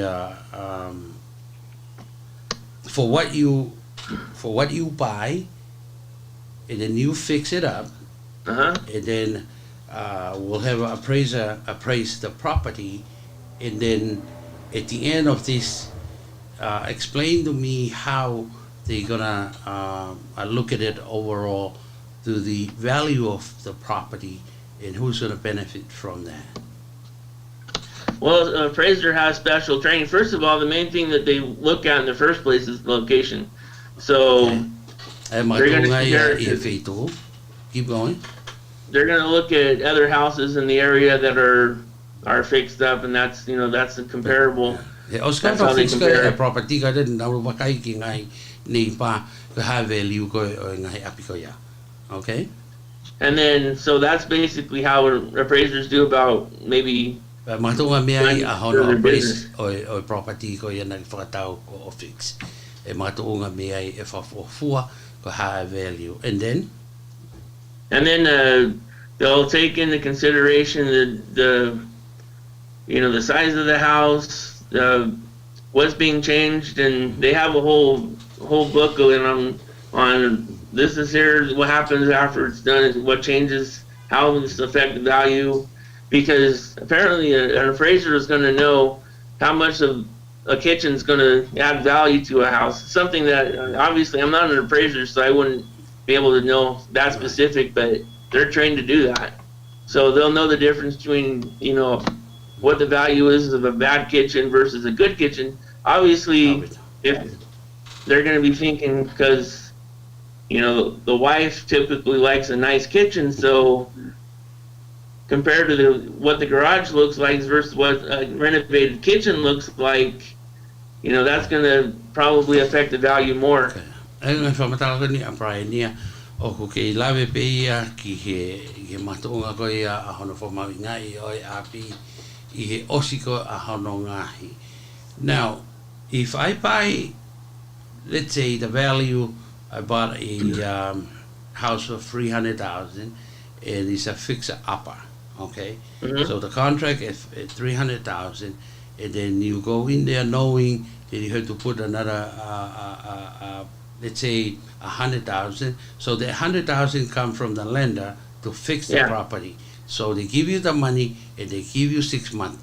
Ai hanga he lenda ko ni o atu ai 100,000 ke fix aki ai api ko ni na ke whakatau i he tolu kilo pe ai tena o atu mahina ono ke ngahu he whare o update pe kono whakarelei pe ato o atu ate 100,000 ai ko taha kilo ia ko ia kage ko 100,000 ko ia pia mo taimi sai ko venga ke imagino ko te au after the lender gave you this 100,000 which now we at 400,000 and they give you the 6 month, then they all have the appraiser come in and appraise the property. Now if he come up with the total amount, let's say 500,000, just an idea, huh? Now, where do we go with this value of these properties now? 500,000. Who will get what, and what would be the payment for this deal? Well, the payment's going to be based on whatever you refinance it, because after the 6 months, you would refinance it. The 3.5% down payment assistance, in this instance, a grant program, and so that money is automatically yours. You don't have to repay it. And then on top of, so you have the 3.5 original amount, and then you'd have the 100,000 in addition to the value that went up. And so once you go to refinance it, you're going to have that much equity added to your portfolio right there. And so you're maybe 5, maybe 6, sometimes 6%, and instead of 3.5% now. And so that's going to give you a couple of things. It's going to lower your payment. It's also going to lower your interest rate, and because you still don't have 20% equity, you're still paying mortgage insurance, but it's going to lower the amount of mortgage insurance you're going to have to pay. Because now you're going to be paying, where before you'd normally pay about 20% on mortgage insurance. Now you're only paying 15% mortgage insurance because you have 5% equity in the house now. So or whatever. On this fixer upper, you're going in at 6.5% finance for 6 months. And then after you complete the work, it has to be refi after the appraisal. Yeah. And then when you do the refi, is that 6%? Is that 6.5% going to drop down? Yeah. To 2.5% or so? If your credit's good and you're doing a couple other things, it's gonna have a lot of different factors. But mainly the 2.5% is what they're going for if you own about 30% equity. Okay, I get it. But they're still looking. If you've made sure to pay all your credit, kept your credit up to at least 700, you're at least looking about 3% around there right now, and that will change in December because Freddie Mac and Fannie Mae have came up with this new rule that you're going to require 0.5% in the charge in the mortgages. They were planning to start it today, but everybody started fighting with them about it, and so they moved it to December 1st. But please, Brian, remind me again when you from the very beginning, when you decide to go into this program as a fixer upper, what was the requirement again? It would be an FHA. You'd have to have, it's FHA. So FHA automatically requires about 1.75% upfront mortgage insurance. But other than that, the down payment would be the down payment assistance, but it's coming as a grant. Oh, okay. Anybody can qualify. It's if you work in the hospital, work for a pharmacy, police, fire, or even if you've worked for Boy Scouts or any volunteer work, even for an hour, all you have to do is write a note saying I did volunteer work, and you qualify for this program. So they'll let you do the fixer upper. We're still talking about the fixer upper, right? Yep. Now I totally understand. I was missing something somewhere. And this one, in this okay. instance, the down payment is a grant, so you don't, so it's your money. So, and you know, once you get the 6 months where you have to fix up the house, you refinance it, now you're going to go to a better, everything's going to be better. And that's the whole idea behind it in the first place, is to get you in the door, but to refinance within 6 to 8 months afterwards. I have a thing about it. Basically, I was going to think about it. Ko FHA loan in ayo bilo al be prime is a fix up. Aya ko famata kan ka prime o ko na what if I mali ke kamata hene. I will give ma o se ni tia ka ine lave ko tahine to ko ni na ro na nga for mahaki ka kia ki nau tolu nau kau kia kivers tahine ngai whenga maari e tokoni ai pure anga te lava ka matai ai a ka whasia ki api e lava ke fix they'll give you 6 months ke ngahi e ki api ka ni pe osko ho ngahi e tok whailewa ai hono fo mahu inga ia ona he osko no ngahi Bea moe mahina ko e ono pa have value ko ya that's all yours. Be kai ke ngatai but why 6.5% to begin with, Brian? Most down payment programs, especially if they're grants, they start with that. I think basically just to keep the grant program funded in the first place, but you know, obviously I think that's how they make their money back, and that's the trick behind it. But so there's always something behind it. There's always a catch to these. There's always a catch. And that's something I like to explain. Sorry for asking, but I'm trying to figure out. This is a FHA loan. You don't have to put any down payment, but they'll give you money to fix it. And then at the end, when you look, I mean, at that deal, you're still looking at a 6.5% for 6 months finance. If we talk on the yeah, osiko no ngahi. Ito whailewa a hono appraise api for how ngā wena whaikei. Probably did a good job. And maybe you didn't do a good job. Ka koe value koe aloha ke koe ki olunga. Pea makatunga mi ai toi ka mata ai loni koe ni. O makatunga I he value koe ia osko a hono fix. Pea koe me tana e lawe kia Brian. Maho inga he fui mahina e ono koe ia keke tauhiha o krediti ke maa uinga ke a because it takes 6 months to fix anybody's credit anyway. Ka koe mahina e ono ko ia ka ke tauhiha o krediti o maa. Koe taimi kan koe e refire api ko ia. You're gonna get your interest rate down based on your credit. Right, Brian, huh? So, ko iai o mahu ingai ke keep a ho credit ke maago ni. Osi ko hofu ingawe ko ia e mahina e ono tu matu ngai ko ha ai peseti ko e finance me ko ha pay many. A lot of things gonna depend in me ai. Ko hanga me na lawe ko ke ko Brian ni ko pokalama ko ni ke ngahi area pe ni ai FHA loan ko ni ai ko ha te whakatau ha api without nothing, no down payment, and then out to go net arching ki ngahi ke ai api. Pe kono whakarea e taha hanga me na lawe ko ke a Brian o lahe bida ngai pokalama ko ni. There's so many programs about this, right, Brian? Yeah. There's over full tupu ngai pokalama ke. So I think the best thing to do, Brian, for those who because we talked about this a couple months ago, the different program from city to city, and depend from federal programs to state programs like San Francisco. They were willing to put up a certain amount of money if you qualify for your down payment, right? Do they still have this program or not anymore?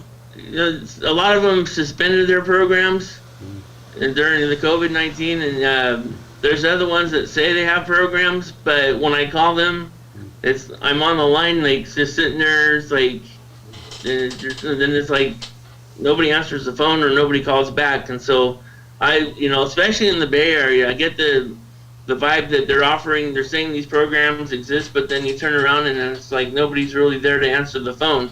I've been more successful to find programs in the Sacramento area, like Elk Grove, and that's south of Sacramento, has a good program going.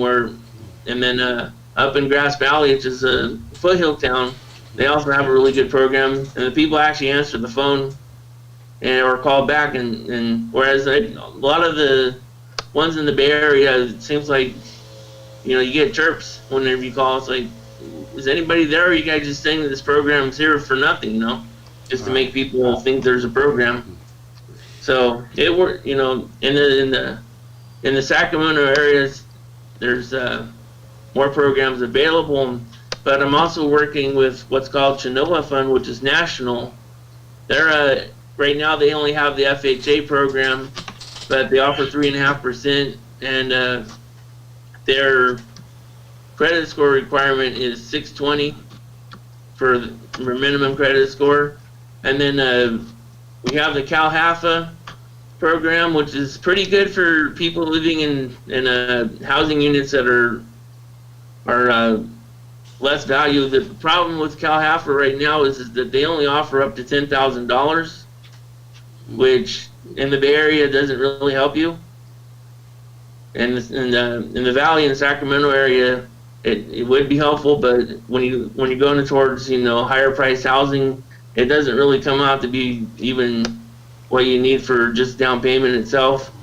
There's another one that I just got signed up with called the Golden State Finance Authority, and they offer up to 7% down payment assistance, but just like the other ones, the interest rates goes up higher and higher each time so if you wanted the 3.5% straight out, it's like 3.5%, but if you go up to 7, if you try to get 7% down payment assistance, then it's going to be like 4.2%. Is the FHA the only federal loan there is, or there is any other federal help? Yeah, the FHA, Freddie Mac and Fannie Mae programs, which are typically the conventional loans, are sort of government, but they're kind of private. They're private, but they're government ran at the same time. Like the government has a lot of input in how they work. Okay. But they're trying to be independent. And then you have the VA loans, which are run by the Veterans Administration. Right. So in essence, I think the best way for those now, at least we know if people want to buy a home and they have at least a steady job that they know for sure that they can make the mortgage payment, I think that kind of makes sense for anybody to even think that way if they know that they can afford to make that kind of payment. And then they can give you a call and get an idea what type of programs that they can be able to qualify for. Because I believe everybody's situation is different. Some they do have the down payment and some don't. But then the same token, I know a lot of people that they can be able to make the mortgage. You have no choice. As long as you live here in the Bay Area, you still have a payment of somewhere between $2,500 to $3,500 anyway or more, no matter what. Knowing that going in, if there are any other programs like this fixer-upper that they don't have or require to do any kind of down payment, but then they got their at least a minimum credit of $600, that they can get into this type of program, at least start from there, right, Brian? At least they can start if they don't have the money, but they are currently working continuously, right? Yeah, the FHA minimum right now is 620 for the type of programs that we do. I know there's other lenders that offer FHAs that go down to 580, but their interest rates are another thing, up to 5%, and so it's like, you know, it's better. People are better off fixing their credit first before trying to, you know, you're better off getting at least 620 before trying to buy a house, because at least 620, huh? Ko recommendation hoi makainga. Ki whaparopotoinga pa te whenga ke o hake ho credit ki a minimum of 620. O pau iai ho credit at least that's the beginning, Brian, huh? Yeah, because the programs they have for lower credit are not that, they're just too expensive. Yeah. It really doesn't benefit much. Okay. Thank you, Brian. The only one thing that I could ask you, because of our time, I think we only got 5 minutes. Besides Sacramento, what other area that may have the similar program besides Sacramento? Is there any other county or any other, how about Stockton? How about some other area around in the outskirts of the Bay Area? You know, like Richmond, the CalHAF, the Golden State Finance Authority and the CalHAF are statewide. It's just that when CalHAF only offers $10,000 down payment, it doesn't do any good for people living and trying to move in the Bay Area.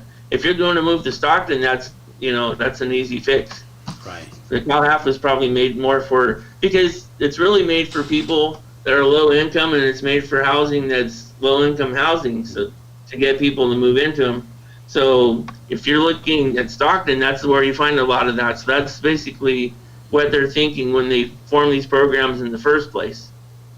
What they need to start thinking about more is how to help people in the Bay Area, you know, because there's still a lot of people moving out of town and still pay rent in these areas, whether it's Stockton, Peterson, even Sacramento, in some other area I wouldn't mention right now, but I'm saying a lot of people moving out of town because of the hefty rental payment. But then again,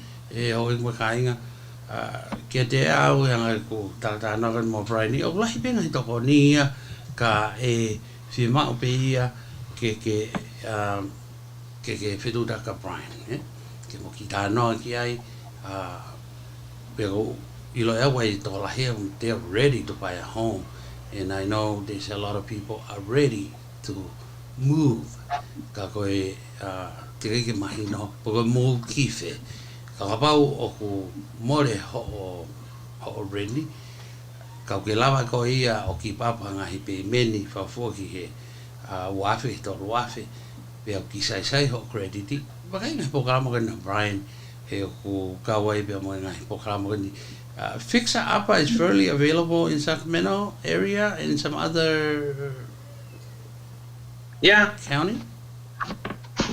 Basically, if somebody just in a hurry to move and they don't want to take the time to fix their house up and they just want to get out of town, then that's a program that's available. It's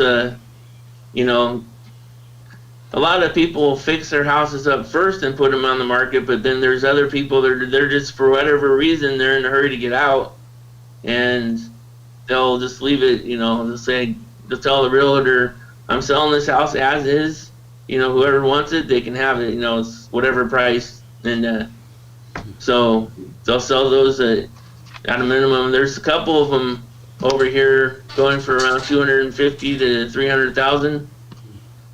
And easily, if you fix them up, you can get your house value up a couple, maybe to $350,000 to $400,000, depending on what area you're looking at.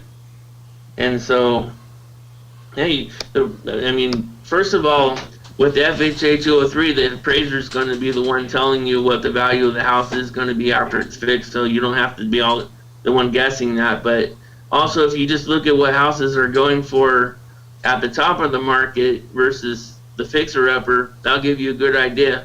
So if you see the house 2 blocks away is going for $380,000, and you're buying this one that's a fixer-upper is $300,000, then you know the difference. And it's like, if it's similar size house, then that's going to give you a good idea. Okay, so if I fix this house, it's going to be at least $80,000 more, and that'll give you a good idea of what kind of money to put into the house.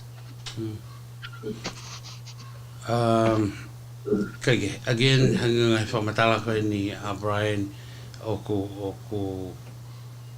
ke te au ia e anga whanongo i ngai whamatala lahi abita ngai pokala mai e pe lahi pe ngai whounga ia e ala toko ni koe ta whito a wau oku ke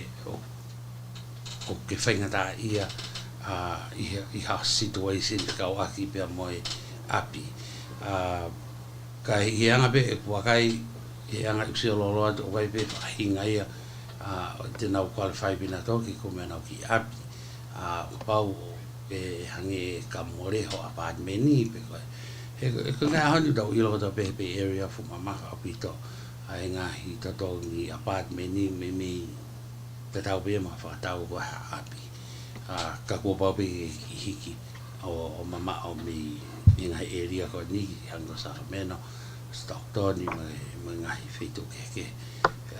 but I think, Brian, I'm just talking about how you explain all these different programs, and there is so many of them, and I think the best thing to do to have them call you, and then you go over with them again. How about the pre-qualify? Do you have any Tongans that pre-qualify? And see what they can get. Are you still doing that? The pre-qualification? Well, pretty much it's pre-qualifications. We're going to be looking just at once we pull your credit. Right. And then if you're at least at 620 for FHAs, that's still a difficult loan to get. But if you're at 700, you can say you're pre-qualified. We're going to look at your liabilities, do the loan application, submit it to either desktop underwriter or loan prospector, and it's going to tell us, look at all your information, and it's going to say whether you're approved eligible. And once you have that approved eligibility, it's pretty much a cakewalk from there as far as And I think that's the best thing you could do is to a pre-qualification. So they are not wasting their time and they're wasting your time. But at least you see what they got and they see what you can give. And I think that would be the best thing to do. Unless they know 100%, I got a 700 score, credit score at 700, then you have nothing to lose. For those who have,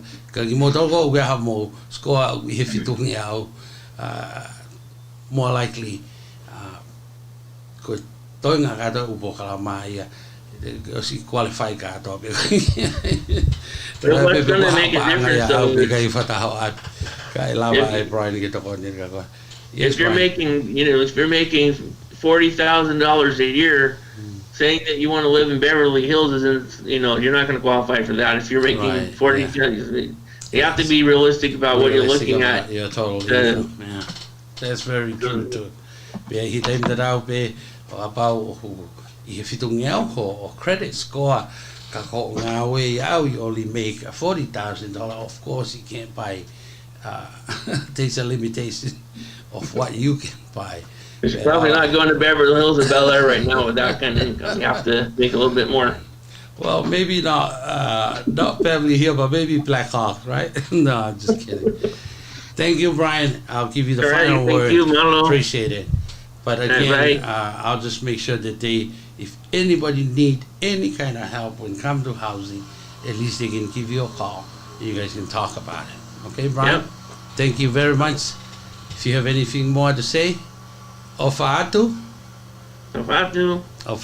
kia koe pea moe hoa moe whanau, eh? Malo. Okay, tamasi Tonga or still Palangi? Still Palangi. I didn't get out in the sun enough this summer. Yeah, Ofatu. Right, malo.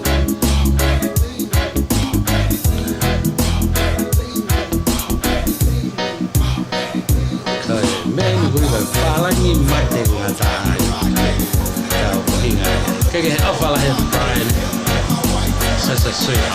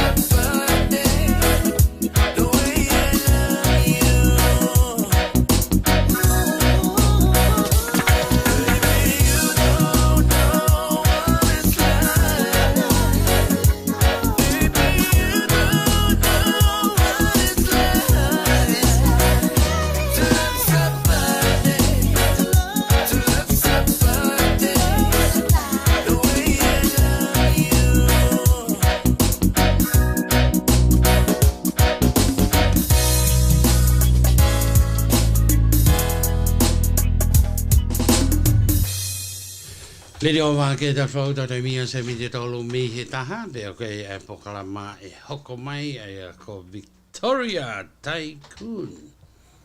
Victoria, where are you? Kage. Tu be ara tau ki whanonongo, ni mo tau mea mai a ki a Brian Terrell, pia mo ne pokalama ko ia whika waki pia mo i whakatau api, pia o whatawangi mea o maka inga te mo whirutaki ki he tamai o eiki koe ni, kai ngata pe, o kusi ma hoa ki Tonga, pia i taim te rau ni mahi noi. I think Brian got trained real good, he ko tui pe o te ki mahi noi ta urunganga whatonga, pia ko tui pe i toi toko ni atu hono hoa, apa te whirutaki ki naua, wha malaala tangai mea, o pako i ke mahino, i he taim te rau pe, tene lava o toko ni koe hangata whaaki, whikawaki pia moe whatau api. Tem te rau pe, tau tatari ki a Victoria.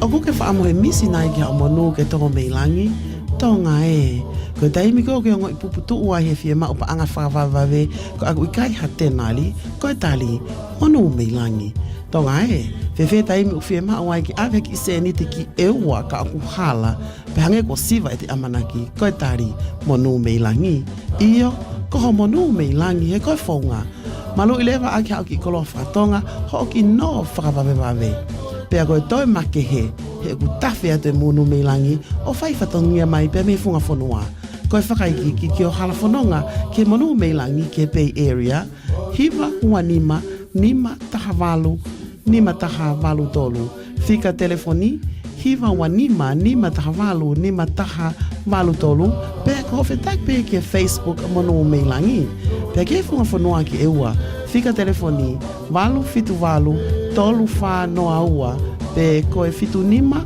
ua tolu ua taha ko whanono reia me he manu meilangi loan and finance fika telefoni hiva wa nima taha valu tolu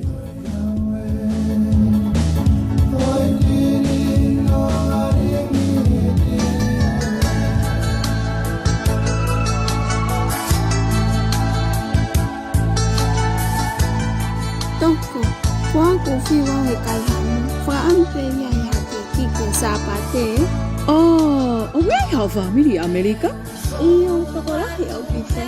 Tagi family ave fika vava runners. Ono ni manoa tau noa fit ni menimata. Tinau lava tatongi Amerika. Teo piki au i vava uni o tiliva ki homo api i vava uni. Awe, malo au pito. Te tale wa kia matoli kai. Ko ia ka inga tonga i Amerika. Tale wa ki vava runners ki he ono ni manoa tau noa fit ni menimata. O totongi haki ikiki pe koha shopping pe ki lolo ahalai walu ka maulele ki mautol o tiliva ki o nau ngahi o pale. Heu pehe pe fatafata maa whanai. Vava runners, telefoni, ono ni manoa tau noa fit ni menta. Only in Vava.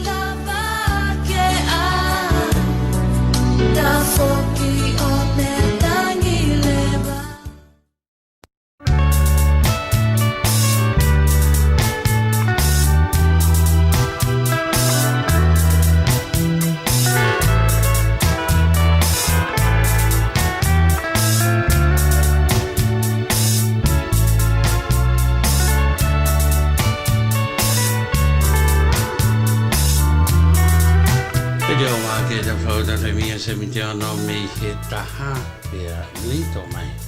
Pia de tau hokoko tai pe mo tau ngahi polo kalama. Malo na malia, takaya na malia. Kaya fa malo tai pe ka mo tolu mo ke fi a mai pe mo le tio Vake Tali Folau. Te tau fi a te pe ki hodo don ai wa I hota fi a fi ko ni. Pia ko wa leva te tau close ai US Texas me polo kalama ko ia ai polo kalama ko ia ai kau piloleu tau whahau pe mo piloleu. Ko tau polo kalama wakai fokieni I hawani pena e whakaamu ke heni kau Vake Tali taione tua kalau. Kau kuhauia I he laine kehe. Kau tui pe mahalo I whaihano whakatontonu ai laine ko ia o kuma ia Vake Tali. Kani ngo ia mo kai nga lolo tonga ko tau tari ka Vake Tali famana ta pe ka mo tolu ho mo kai nga ko hi ko teu ko ia ai lulu ai VTF runners ai o ku teu ke whakahoko ia I he poto apule lulu o weekend ni. Ko lulu ko ni ko mai pale ko toa ko ia ko e pale kiki ko toa ki Tonga ko ke pale American. Ai ko pale kiki ko toa ki Tonga pa ko mateu ai pale e wanoa. Ko pale wanoa ko ia pa anga te au Amerika kiki ave ki Tonga. Ki wawa o pe mo hapai o kia ia pane tolu e taha kau ki ai pe mo sipi kilo tolu pulu masima kilo tolu pe mo sosis kilo tolu. Foi kiki e fa ko ia ki he taliwi frase pitema ho mo api ko ia I wawa o mo hapai ko fu me alahi ia. Ke ki pai hi foa ai moa ka fa at kanao ma me tokoni ki na tolu me ngaki ki fa ko ni. Pe I he tonga tapu leva pe mo ewa o to ia pe mo nga servicia ki tonga tapu pe mo ewa ko ia mo tol ko ia I tonga tapu pe mo ewa fa toka nga yange o whakakakato ia e VTF runners pe ko e runners ko ia ai ngahi kai pongpongi kai hoata kai e fiafi. E whaka kakato eia ai kai pongpongi kai hoata kai e fiafi. Ka tuke wakai ange ki e ngahi pare ko ia. Ai au tuku mai ia e Victoria Taione Tuakalau Tycoon. Lotonga ko ia o ku tuku ma ke o ata tau foi fasi ko ngā ka whenga ke whakahu mai a vika i e wheitu ko ia o totonu ke hu mai ai ko tui o tā mai ia i e wheitu ke. Tuku ma sene ke tuku ia taki foi fasi tah ko ngā ka whai hawa kai ki a vika pe a matamate e missing cost ko e mitua. Tamange oswai ke whanai o whitu.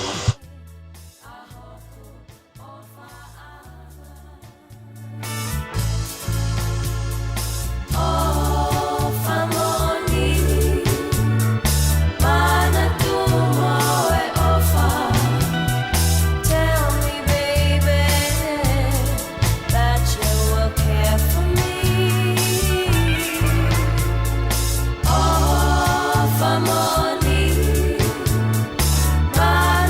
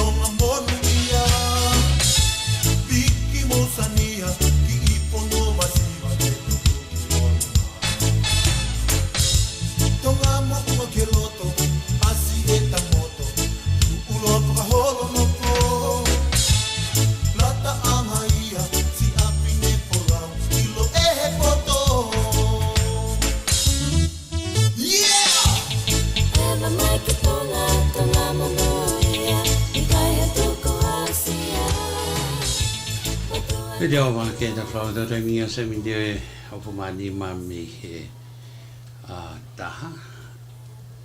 Beli to mai.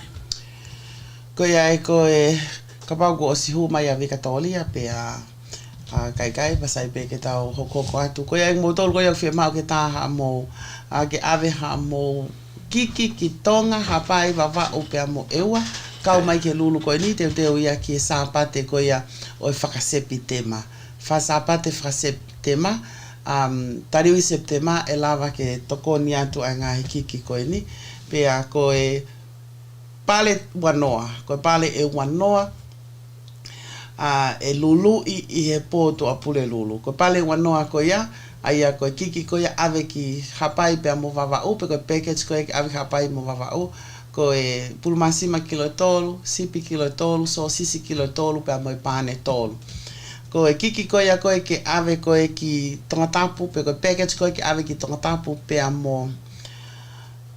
amo ewa ko ia ni toki whakamatala to whakaekiki ko ia Vake Tali taione tua kalau ko hi he kuiai ai ngahi ne hanga he VTF he rana ia ka tangatapu mo ewa whakakato ai mau mea tokon pongpong ha ta ai fiafi o e kau whewhine mo nau tolu nau kau ko ia ki tariwi Septema i he mahina ni.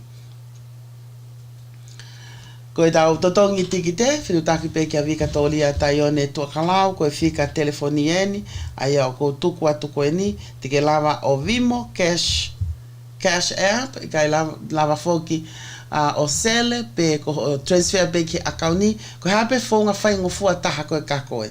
Whika telefoni ko ia Vake Tali taione tua kalau, ko e nima taha noa, nima fituono hiva huo ua taha.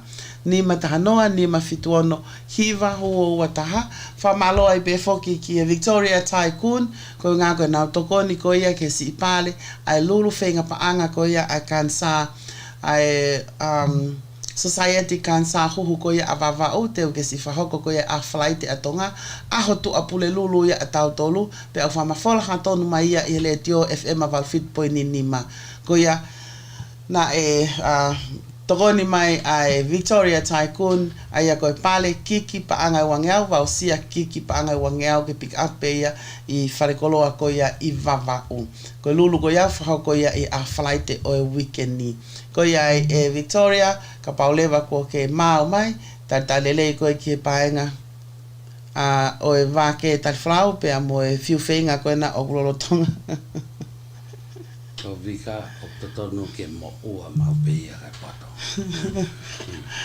pea fika telefonico ia ke totongi ki ai aho o tikite ki tikite paanga pe e hongofulu paanga pe hongofulu e tikite nima tahanoa nima fituono hiva huo wataha nima tahanoa nima fituono hiva huo wataha ko e fika telefoni ena ke tama ki ai pe ke totongi ai ho tikite te lava sele cash app pe moe lava foki ke totong fraton pe ki akani pe ko ho Facebook Messenger kege ko vika ni i line mli pe vika malo tu ala happy birthday atu ore te birthday me ko lo de mai ko e more ai tai ni ho tai to kanga ki ho telefoni kege ko la be kana ke ka mai vika fi e ka fata mo ko ki po kala ma o e ki to ka tai me ko ni ki he wa ka ke to mai ai ma inga ko ia ngai po kala ma ko ke to ko ni ke VTF runners ki ana fa hoko ko ia ai lulu e be ke si to ko ni ko ia ki he si kainga o vavau i he society ko ia e kansa ka ia i ngahi ngau e vika oku i kainga tape i hono lele i ka ho ilo e toki o mai he ki a hau tāpo aki malo sioni malo iyo malo ko nga ka sainga marie pe ko atunga e se maurere mai me motu tu feinga mai pe go fe ko fe tu ke sai tai hu Ka whamalope ko lava whai a te hu. Kei ke ko e hangai ko ia na e whamatala e meli ko e mana ko ia e lulu lahi ko ia ko mana ke whahoko o inga pe ko e special ko e o wiki ko e ni e sione ko e mana ko ia ke tali e ui ko ia e kau whasete mai ngai whae. Ko ia whakaukau ai kautaha runners ke nauhanga whakahoko ha lulu pa ko e lulu ko ia e sione ko e pare ko toa ko e kiki pe ki tonga ki kautari ui whasete mai. Aia koe kiki koe ki haapai pe a mo vavau. Aia koe mea kotoa o kutol. He mea koe he pale ko ia. Aia koe vavau mo haapai una tatau pe ai koe sipi kilo e tolu ai koe pauni ai ono. Ulu ma kilo e tolu koe toi pauni mo ia e ono. Ai lava ai e fulu ia hongo fulu tupu, Toi alua kai pe mo to sisi no sila kilo e tol. Pe hiri atu le vai hono teki ona e koe kapapulu pa ni tolu. Koe pare ia ki hapai pe a mo vavao. Kapai te mo kau mai ke lulu a ki pe ki tola hongo fulu. I he taimi pe te ke wini ai koe ho pare te ke talamai ave ku kiki au ki hapai. Pake ilo le pa koe foi set kiki ente ke lava koe ke whakafolau atu ki hoka inga ko ia i hapai pe ko vavau. Pea ka paureva te ke wini ho pare pea ke loto ke ave ki eua. Ko e peke tulevani e pare a eua, ko e puha moa e taha, sipi pauni e wha, pulu maasima pauni e wha, mo e peke sosis no sila eua, ai ue ko sosisi no sila eua noa. Ko e pare ia o e funga fonua. Ko e pare lewa koe ki tonga eiki, ko e pare ki tonga eiki o kuki lahi matuunga pe ko e sevesfo ki tonga eiki e tualau o ki whaingo fuangi. Pea ki lahi ange supply ko iai, aia pagotui me lahi o hotau ka e ngau na nofo pe i nuku alofa, i tonga eiki. Aia ku peheni e ai pare ia koe ki tonga eiki, ko e puha moa e taha, ka papulu pa ne tolu e taha, sipi pauni e wha, hiri a tai hono kane mā, kane mā i ki e taha, alatu ia mo e kofu pata, hina siamu, foi trei, foi moa e taha, gue foi moa e tolu noa, pea mo e puha hu a kau e taha. Aia koe mau maaria ia o e ti i he pongpongi, alu atu pea mo e ki kai e hoa taha, pea mo e tina. Koe ngahi pare ia koe ki he ke tau lulu ko whakahoko ko i he toa pule lulu. Pea kuto iai pe mo service ma kehe o whakahoko i tonga eiki, aia koe kato umuia. O pei ke kauen he lulu kato service pe ia. He, ka pau e iai ha taha tene fie mau, kai ke ne toi loto ia ke kuki e ne fine eiki i tonga. Te maulama mato ki tola pe e wangeau ni manoa Amerika, o silava tunu e ki puaka, alu kei mohono ufi, alu kei pea mohono kapapulu pa ne taha, pea mo i mata. Ko i kato umu ka kato ko ia tola e wangeau ni manoa Amerika te ki totongi hen, ka e te mauhanga e he rana sia o kuki e me akai ko ni o moho. Mau ho atasa pati e tiriva le vaia ki he apinofo anga, i e hiri ko ia e lotu, ha o pe ko smau maria kia ia. Ko whakaukai pea whambi savers ke whakahoko i tonga, ke he fie maari e rei mo i ongo i lang ia koe ngai whae i he tari koe hona ui e tualau, Whewhenga mo ki ahinga nge fwoi service koe ki a te au he sāpate koe ni. Hange pika fwoi service ko amana koe ke whai koe ki tonga. Ui ke usio nge ke fwoi service koe see if it is perfect. I kai koe tuku pau ke tese protaki. Mono teu i. Koe e o tui kei pe hiki o nima. Tō taha hala ni a hua mai o whakau. Ai kai sio ke lau ai polisi, po koe hae lau ai polisi. Polisi haa lau kei, te pas kei. Kai ke. Kau ia ngai whakau e vika o whaofa ko i ngā koe kau ia ngai special. Ki somebody special. Emily, and when you love and go, Brian, it's not for everybody, but there is somebody is more special. See you? Kaila meresi mi like ko popo atu ke moki ai hi e me anga si one e sa pate ka ni pa de mo pas e tā lewa ngofua ke mo whai ki tau. Sige mahi. Kake, ka tau whoki ke businessi wika, ai a ko e taha pea ngahi speso ki he sāpate wha e ki Tonga pe ko ia. Ai ko Tonga pe, koe ke lava ki wawao ai ki tonu wā. Ko tui pena ke ki mohe si o ne. Oh, sorry. Ko mai pēn. Kake whahako mai pika. Iyo, koe kamata, koe sevas koe ni, o pavela polo pe ia I tuku alofa pe. I Tonga, that's what I thought. You know, for the start, they're going to do ki tokolahi ane pe, ai ka runners I Tonga Eiki. E ia I pe taimi ea, o atai ke he funga whanua, pe he foki wawao pe amo haapai, kai pe he foki ki wawao haapai pe amo ewa. Pe a hange ko ia, ko sevas e taha, hange ko ia e sione, o koe runners ko I wawao, o avela polo ai keke. Ilo o maulava ta o keke aho. Keke ulava peke ta o ha keke ke tari ui fa septema. Ko sevas ko ia o avela polo ia I vavau pe a pehebe foki Tonga Eiki. Significa ko ilo te spoile kakai. Ai ha ko keke ne fine Eiki I he tari ui septema. Te ke lava pe o totongi I heni. Kai pika apu I vavau pe ko Tonga Eiki.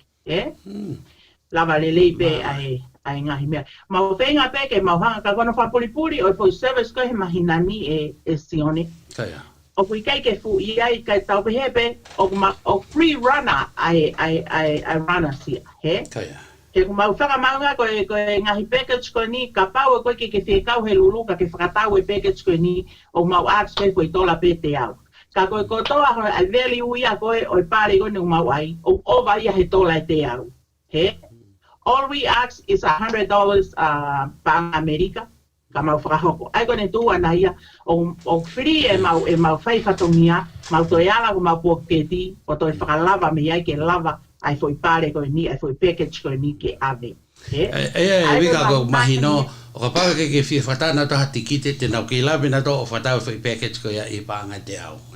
Ka hina whoke tikite. Whakatau a tikite hongo fulu. Kaya. Ai tola hongo fulu tikite, but this is a chance, he?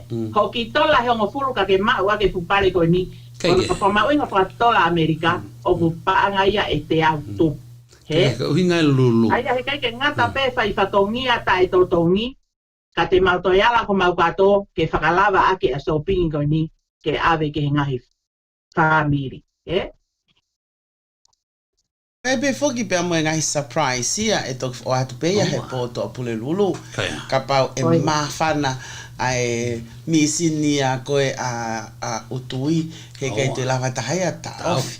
Ai a totongi koe ho tikite a koe ia ho ki tikite pa anga hongo fulu pa ke kau mai koe. Koe ki ke ilo e koe na ato e tāna ke ato e ngai pale me I he wanoa o to e lahianga. E tipeni pe ia I he taimi koe mawhanai ai Victoria Tycoon pe a moe ngaha kau runners. Ki moto ko mo fo mai ki he tata noa koe ni, koe whainga maare ni ki ha taha me. I he otomuri ke whatau hao tikite I he paanga hong fulu lulu ia I he topule lulu pe kore mau puka a lulu ko ia ke paanga hong fulu o pati ke mau a ia is worth $200 tongan ki a sopingi whakaseptema ho whamiri a ia I tonga tampo wawao a pai pe a mo ewa ko ia Tada upe hange ko kau Australia New Zealand na amo Europe na amo Europe anybody Te lape ko o sen ma o sen iti. Ta whahinga wheitu pe, te ke whanau mea he o pe kau ke whema, o ke kau ke he lulu, kau ke service koe ni, o lava pe mea kotoa te mau lava pe whahau ke service koe ia. No whataha ia I siapan, whema ia ke whahau ke service koe ni pe kau mai ke he lulu.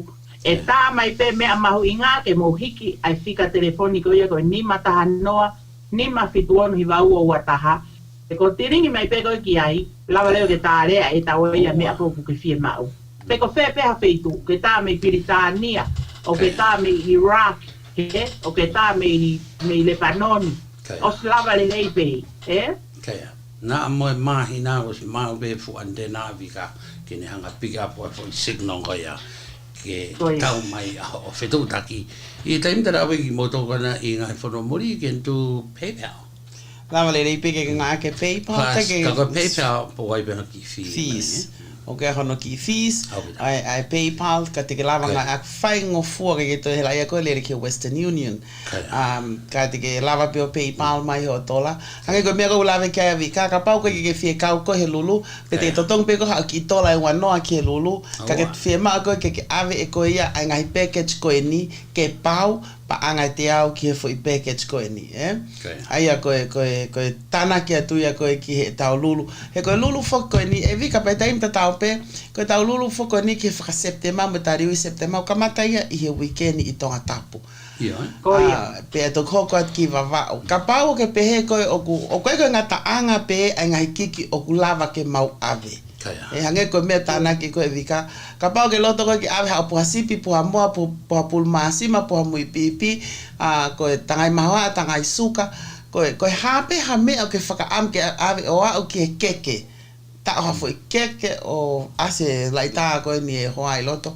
I e fwoi keke koe ia. Pea o mau lava lelei ka koe package pe ia ki he lulu, pea moe package pe ia ke totongi o ka pau o ke fie mau, ke awe ha o kiki whakawhiunga ki paanga te au Amerika koe package Ka i he taimpe tau pe, iugen o kousipa, ka uge toko lahiang nau tāmai nau tolo tala mai, lava ataki i puha moa e hongo fulu, ka pau ku lava ke tufa atu ia he mau ki siasia nau septema ke nau kiki ki nau tolu ia. Peko mai ke aki i puha sipe tolu ke awe ia ko mau ki siasia tufa te ngai whae ke nau kiki. Aia koe ngai mea koe ia te mau lava lelei koe o wawe ki he puaka tunu o ku lava lelei ia o whakahoko ia i tonga tapu. Ke whika nā Victoria koe nima tahanoa, nima fituono hiwa ua ua taha. Whika ia a Vika, aia te ke toi lawa fitu tak mai ka Vika i he ene Facebook, koe tuko i he taini mi koe Victorious, whiwhakata waki koe ia. Koe ia. Pe lawa pina fitu tak e pe me taha. Aia koe ki Ana Malia koe tu koe tai mini tonga tapu lau i mai Vika ai package koe ia paanga te au ka Ana Malia e Vika. O kia e puha moa e taha, ka papulu pāne tolu pāme. Wow. Koe sipi pauni e whā, koe kane mai mā paku i ki, arake mono kofu pata, ina siamu. Rei foi moa, o kia e foi moa e tolu moa, te moe puha ho a kau. Koe peke chia tonga iki. Tau atu. Tō koe a ko si lava i pe breakfast i lunch pa moe dinner. Koe ia. Kau e package le lea pito e Vika ki he whatatau ki he Septema, ma oi peki breakfast, ai whine iki, te mao moene lunch, Mau mea toko nia pe me kapapulu, kai toi ngai family, ai anau supo moa ai anau tole fupuha moa ka kato i taha koe. Tampe te tāna ke peki kapai kai taha ke family. Supo ia nā tōnu nau, supo ka pai ka nā tōnu, kai tuko peki āwhine iki ke special, Sia koe fō ngai. Ki ka pai ka helente mata pe o slawa mea. Ka koe whotutukan ka Vika was taking care of everything ia Vika. Au pito. Paurewa e te hatahaia, you have a special mom. This is not for for everybody. Ka ko ka pau ke ilo hoi o ki special mom, panga e wonga ni manoa Vika, Koia? Koia. Wonga ni manoa kato ka ke toi se mea toko ni ai ako au sāpate. Ke lohi aki pe ko ho mom tangi ai.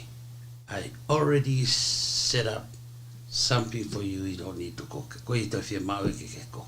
Ko alu pe au ki he lotu, pa ke nofo, ke tanjare wai ange lo tene ahia ho api. Pera kaimia hua to ai fu umbuaka ko ia Vika ta big green basket, Ai ko poka tonu mo ha Vika. Okay, poka tonu, alu kai pe mo ufi, kono mea kai ko ufi. Alu kai mo kapapulu pāme pauni e taha. Alu kai pe mo niu mata. Tō atu. Mālia. Ranga foi kato polo pola. Ufi ake lo fusi hiri whakarelei kai ki puaka. Alu atu kai pe mo hono ufi. Kortokota kai mo kapapulu. Toi ai mo hono ngahi foi niu mata. Tuku ke ta whaaki. Ko hiri ko toa no mau me tokoni ko me tokoni ko ai le mo fo ni mata inu leva fine eki osko ya pe amalo lo le lo ko la Kawana e whainga gift of all ka hoko a whai mea pehe ki hana. Iyo, kai ge nau toi kuki. Maha e si, os pwede maa mea toko ni rea, pai si pongia ai pe ia hene excitement.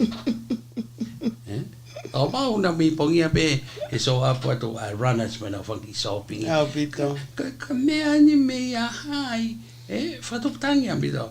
E nau si oho vare, mwe nau fia. Kake ilo e sione. Mana te pehe mai, tako si mana tui vea ku foha vale talu ene alu tau ene tolu noa, te kai ke usi o ki ai. So ka ngahi tala noe ko, o ku mau mai he kau runners. Au pito.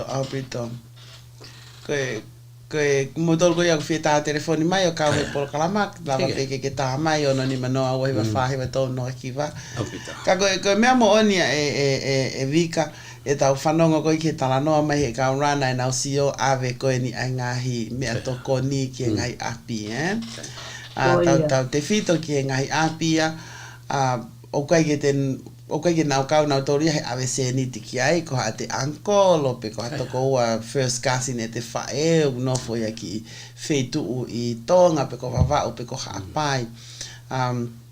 Koe nau atu koe whaka fia, ai o atu koe kau runners e nau fia koe hono si ma o atu pe koe me i sipi, pe koe i puha moa, ka koe fu me alahia ka nau tō. Opita. Pea, o te befo baratu, ko Tonga pe ko avela polo ai ki foi special koe ni.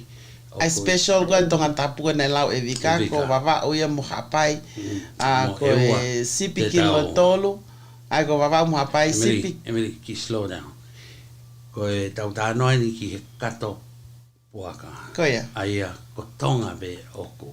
Kato septemaia. Kato septemaia. Tonga be ko avela polo ai nasi. Lolo a mahalo taha o ko ka wai lola lai valuka ko Tonga pe. Koia. O ko vela polai pare to ko leva ki e shopping i maha. Koia ai, ko wawa umu hapai, ai lava ke mau o sipi kilo tolu, pulu masima kilo tolu, ko e sosis nusila kilo tolu, pe amo e kapapulu paame pane tolu.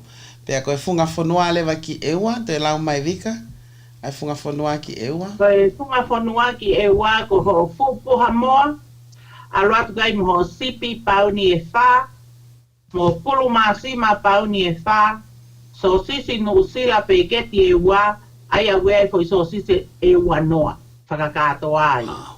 Koe pe keti a ki funga whanua, Ka koe o aten ko tonga tapu e meri o avela polo ai a pulu ai si. Koia. Ko stream, pe a moe masolo o avela polo ia i tonga e. Wow. So ia whahinga ia tameo pe te kai mei sipi au pe kai ia ko ngā pulu aisi. Ko winga pe ni ka pau hange ko lave ane nai ka pau ku fie mau hame au kai ke asset koe mau package. It's available. Te ke lava pe e ko o whakatau ia o avi. Koia. Ka kai koe mea penu ka vira poloka koe kena te kai ke u whakahato o neo e run a koe a tonga e sione. O to iai pe me run a ia ki he Bay Area. Ia? Te aku te hene run a Bay Area. I he pongpong whalai te, e hanga he Victoria taikoni o whahi ai pupulu whahi o omi ki heni, o whakatau tuunga ia tola e te au ko futu unga pulu whahi, ke mao me atokoni ai Amerikani i he whakaseptema. Ia ki septema ia, Iyo, weekend ia, whalai te weekend ni, ko e pulu whahi e whahi e tau pulu whahi. E meri o kai ke whakamohua pe kore e pulu koe niko pulu whatau e ni Ko to lahi tahe Bay Area, ko ke nau kai na tole hui, ko ke nau mau me toko na tole he hui e vika, ko ia e ko kole atu tānaki e koe hui o tuku ia ke ulele ata ai a ka supo. Fefeia. O kiai ai hingoa konga puluku iloa koe Oxtail. Tuku mai ama e meri ke ne whaseptema. Ko ia e vika. Ko rana tonga mo ewa mo hapai pe a ki rana Amerika. Pe tau mai pe vai pulu ke whaaka ki supo. Koe fiha vika o ke lele atai ke whaama ke o alato o koni at ka koe. Kai wena pa. Koe ia pe mau ia ke hau hataha ilo pe whaama ko alu ki ai na au ia ka haatu whangapulu. O te ke wha eke e merina ilo kai hapulu. Io, lata noa. O te wha eke. Lata noa koe fika telefoni e na avika ki he kato koia ki he kato koe na koe ki whakaseptema. Ai a koe ono ni mataha noa, ni mawhituono hiwa ua taha. Ni mataha noa, ni mawhituono hiwa ua taha. Koe ai, koe no po... Kataki. Koe tau tunu puaka koe ia ki he sapate Septema koe Amerikani. O ku kamata sapate ko toa mei heni ki ngata anga koe sapate. Ka kuke ota hau kia puaka tunu he aho sapate. O hiri atai hono sei koe ka pulpani taha. I koe treaty ia o i ka Septema. Ato o puaka tunu to hiri at mo ka pa pulpa ame pauni taha. I he taim ko ke haua e mea mai ai o piki he o puaka tunu. O si tuku atu mo suka. Ki tai mihi fo vika ko tuku ni ko mai te upongia he ngai special lo. Vika, e lawa ke ota tu pe... Special te ukau ki ai. E se one te grape ota pe sei, ota pe ko sei. Ai sei? Io, ai sei e poka tunu. Uksai mta totongi. O kai ke totongi ko free ya. Pa e meiria ki. He kai ke lava e sei o a he kai ke lava whakasei ha me ano ai e pape e awe puaka sei. Kai pe meiri whare meiri ki utui. Sione, hange kai ko e meri, he kai ko ke ne lava e au kai e kupuaka taha os. Ke mau ke ne kore e a ka waho i kupu ko mere similai ko e polisi na penteni na tolo mau e polisi rini ko e ke aga nau ki puaka taha maha nau se. Mahino ia, sai au pito mere similai ka ma mere mele latu ko mere waho i kupu katoa e kau mere.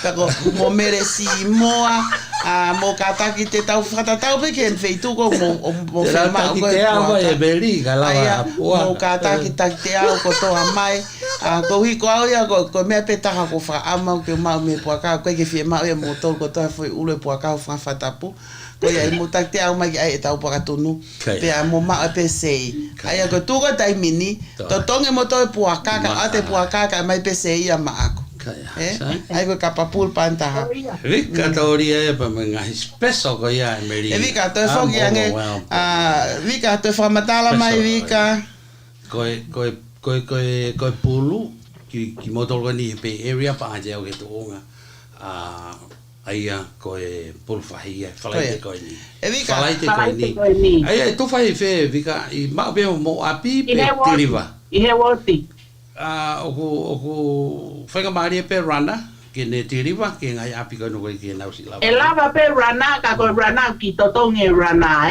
ia e lava pe rana ki pangataha pe rana pe ko hika pangawa hiki pe pangataha senteni manoa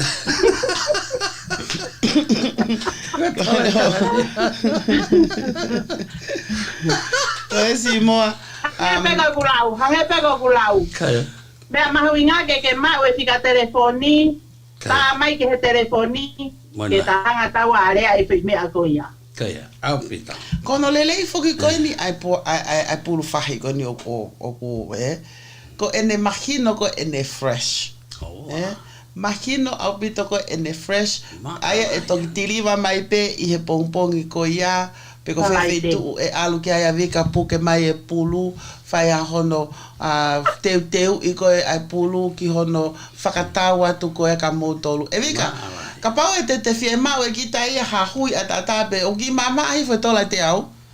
O tu sen peni manau he pao. O tatape e kai. He kai ke pea tae mau koe anga koe uhanga ko teu i koe ukofkofo e tu unga koe ni e meri.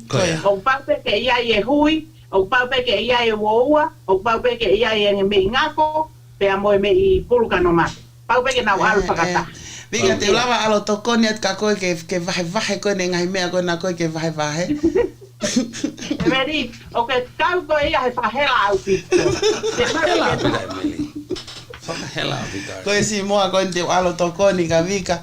pa koe tokoni koe ka volunteer in vika ko to tongi koe tokoni siini. To tongi me i pulu. Tangot ko kore hena o tunga pulu e meri he koe rere koe tai nimi. Maria pita vika ho whakaukau ki o mai. Iyo, that's really good. Tila koe ni once in a while. Tara te whito e milika te September. Au pita. Ko ngai pulu ko ni stress up pita o pita. Ke kangi ka ngai pulu ko ni wharekologu i tau ilu hawholo antu paisi. Ka i he taim te tau peo lawa ke mauia pia mau maama. Koia. Mau maama. E me riko ki te whaoga tupe. Taim lahi ko no po whanongo he ongo no whakamatala mai koe ai lahi pe ai suspicious ai ngahi kau taha mo mea I he mea kon ko kakana manu ko tau mau mea tokoni me ai. Okay? O kai ke wha mahino ia pe koe pulu pe koe puaka pe koe ha he ku whanongo le wakoi ki ai o kai ke to ia ha mea pau pe lele yange ka ko te sio pau ki mea ko o mai ko ke te mau mea tokoni me ai. O nau pe he koe lahi ngahi mahaki ko ni o tau mau me ngahi mea ko o tau hanga ko o kai. Koia. Kai ino tau tola atu ki tau whakatau mai koe pulu. Ta koe ha fu kai ko ha whainga mon manu ia pe koe ha he. Koia. Ka koe pio koe pulu koe ni koe whama koni ko ngawe aki e meri. Oku saya o pito he ko o alo sio a o ki he mea ko kai koe he whanga pulu. He? Koia. Koe u whare koloa koe hange koe vesta polo moi nau fruits moi u mea koe ia. Oku ai koe pehe pe koe ne time pe koe ke expire e mea koe ia pau fuke aga la. He? Koia. O ave o talori ke whama koe ni, o whanga ke whanga pulu koe ni. Pana ko sanga ai koe molu vare atu e kakano e pulu. He? Pea to e namurere. He? Te mohanga pe ahi. He koe kamata ine service koe ia o e whahi pulu. Pea kui hange koe na tata nei, o kuma o foki mo kosi, pea mo sipi, mo puaka. E vika, ai a whe mau ki sipi? Whia ki la mi vika. Koe ki lami, ore wa ku kai ke u I ta whaki koe ke usio ke mau inga ki lami. Ko lotonga fokasi he pupulu koe ia ke September. He? Ka la veke o ta kakaiha nau ki kosi, u whawhata tau pea lea mahino, he wefa hinga niuno sa ena to he kosi, ko hinga usi isi ai ngā ko ai, koe whainga ni te nau sa ena ta nau ki sipi, pako ki lami, o au peke ki poanka, ko inda wau in ki pulu, whaofa pita wika ka au ku avela polo, e lava peke nau ota o ka pau nau fie mau, te ke lava pe o ota ha o one of them. He ko mau pe whawhawhua e wika ki whanki pakatunu, ke paanga e taungeau ke pakatunu, kai he taim te rawe apa te usio atu e milia pau, tau kanga, tau tānoa realistic pe, a pau ko te alu ke wha mawha tau hati ki puaka, I he saisi pukunu mo mai ka e vika. More likely gonna cost you 200, 250. Okay. So, it's still a good price tau pehepe ki he puaka. Pe kei ngatai vika wha ofa apita o mohanga o teu I ai. Mono tunu ko ni ngai puaka. Moho lele au pito. The taste is really, really nice. I don't know what to say, Vika, but I think you're doing very well. I he ta whaako ni waka tau te wakaeni ki he pulu. E avela polo atu ia I he whalai. Te me taim whia ke whia e Vika? Koe taha was mawe ai pulu ke no tuku atu. Lava ke nau pick up the time taha. E kai ke mohe, osi pe kolo karama he po whananga he po topre lulu ko alu ia ke whama no foi. Pau hao lewa ko taha o smau le reire wa ene ngā tunga putlu ia pini. Ka henge pe koe mea ko kore. Ko ia ko fie mau please. To lele yang kapau te nau pre-order mai sione. Pre-order mai ke wiloi ngā na kutoko lahi ai kau fie mau pulu ia ova te pulu e taha. E lava pea pahi o pulu e ua, pulu e tolu. Ka o kapau te nau pre-order. E matunga he ota I kai ke usai ia ai, he taimi ko ulahi mai ai koe whi mauka ko ose ai supplier ia ko ia. Kai ke wha feel good te au ia iai ko whi fia fo ke unga ke service ai kainga.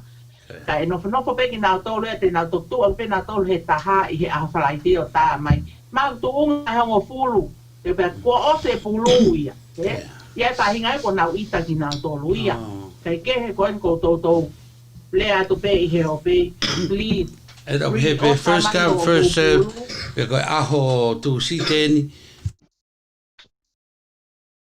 aga tu si teni pe vika o ku lahi apita taimi ki nau ota ai pri ota ho pulu o ke fi ma tu pulu ai ka mili ta pe mili pulu ki he panga e te au ai panga te au ki mili pe available I taimi taha I he wotia apna whanko ia o vika ke pick up pe pau ia taha fi mau ki te riwa te ke fitu tak maga ka vika o arrange e te riwa ko ia ka I he taimi ta rau pe hai ko mea lawi ko I ko vika fi mau pe ke ota aho ota ahead of time unga ke mau e whakafofua vika ko ia mai mea peta ke o e te at kia e to alau hange pe ko lawi ko na hange ko pulu I loi ko to pe ka no ko hen he Bay Area. Ko alu ko ni ke ngai farma. O ke ke farma e ofi hen. It take an hour. Over hin ho wa ta e te 5 for no ka farma. Pa te to ta foki me ai o foki mai. It's not an easy job.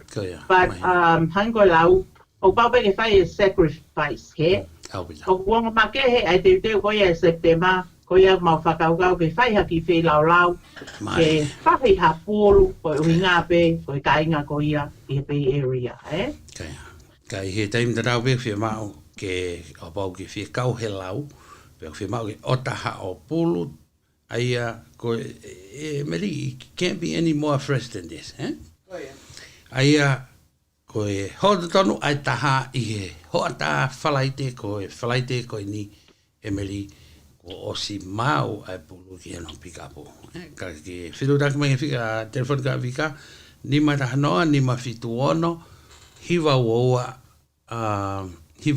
ta ko fika ia vika about ki fi ma o pulu ki falaite ka ni sai ta te foki ki he lulu ko ia ki Tonga special ko ia ki he sa mate fae pa ho fu ke tikite you may win one of those prizes ki panga be e hon follow ka ko e pare ko ki ai ki panga worth $200 Tongans pe ko panga e wangau Tonga ai ko no value ia po ma inga e pare ko ia ai o ku ata pe ki Tonga va u apai e wa ki ka wa amerikani ko fatamu ai ko e funky hange be funky tokoni ki kainga Tonga e vika ki panga ho fulu ki na ma hapare worth $200 you want to take a chance up to you ka bebe e vika I taim da tau be meli pau ki fi whakatau e ko ia ai fo I panga te au ko ia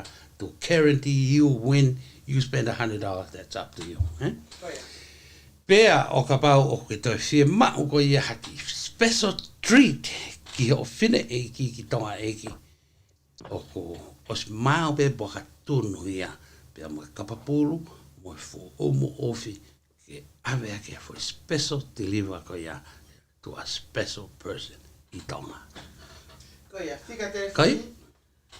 fika telefoni ono ni manoa o hiva ono ni mataha noa ni mafitu ono hiva o wata ni mataha noa ni mafitu ono hiva o wata mo tol ko ia fie ma ai ngai service ko to ko ni fata ko tiki te lulu ai ma akato pokatunu I tonga tapu ki ave ki ofine eki mo ka September ai mo tiki te lulu ai mo ha o pulu fahi skate fresh pa anga te au ke tuunga ai e te pick up e pompongi faite ma awia pe ai foki pe mo ha o ki pokatunu ke tunu ia tu moia maau I aho sapate ki te ko ia fra September.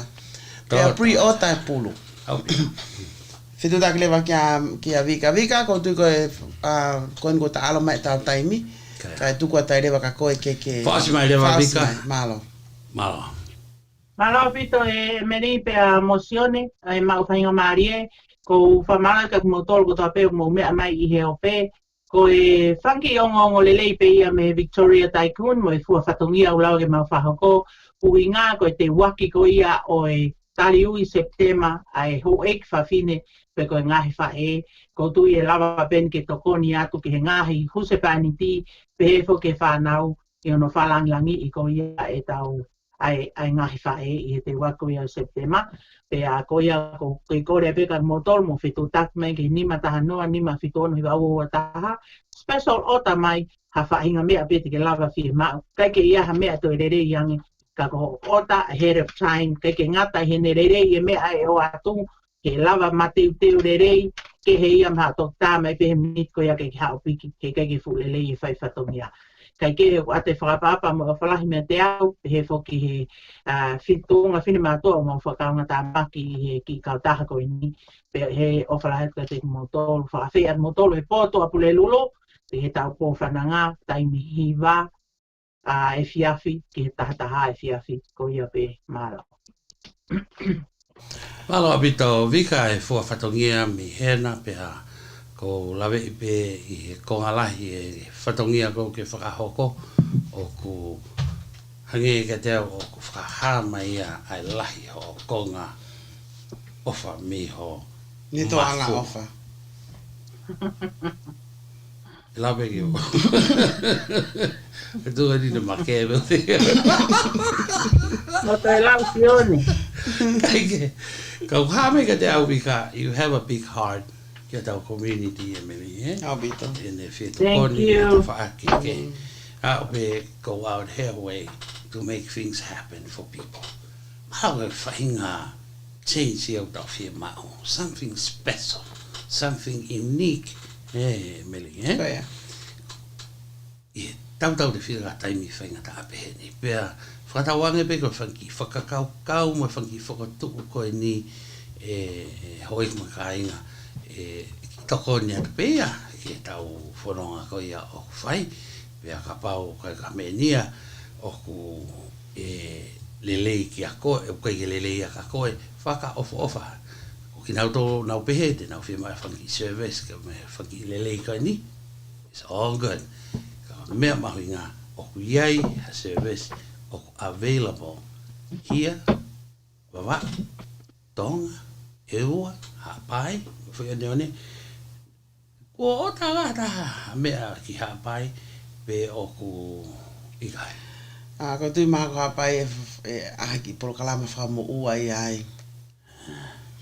I guess Hapai is still waiting for something for free.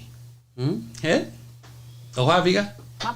Maha ka tolo pene na was ota mea ki Hapai. O takusai, tau kei kau pe Hapai e lau. Keike, le dio wanga kei tai whalau, a te mau ofalaheri mo tolu, malo e tau kau whatahe paengan, ka mau tata alo atu, ka tau tok whelonga, ki tai mi malu, te whoki mai ke pokala mako i a taulama, ma ai tonga, ko au sian toala mahili. Emily Toff. Pea mo Victoria.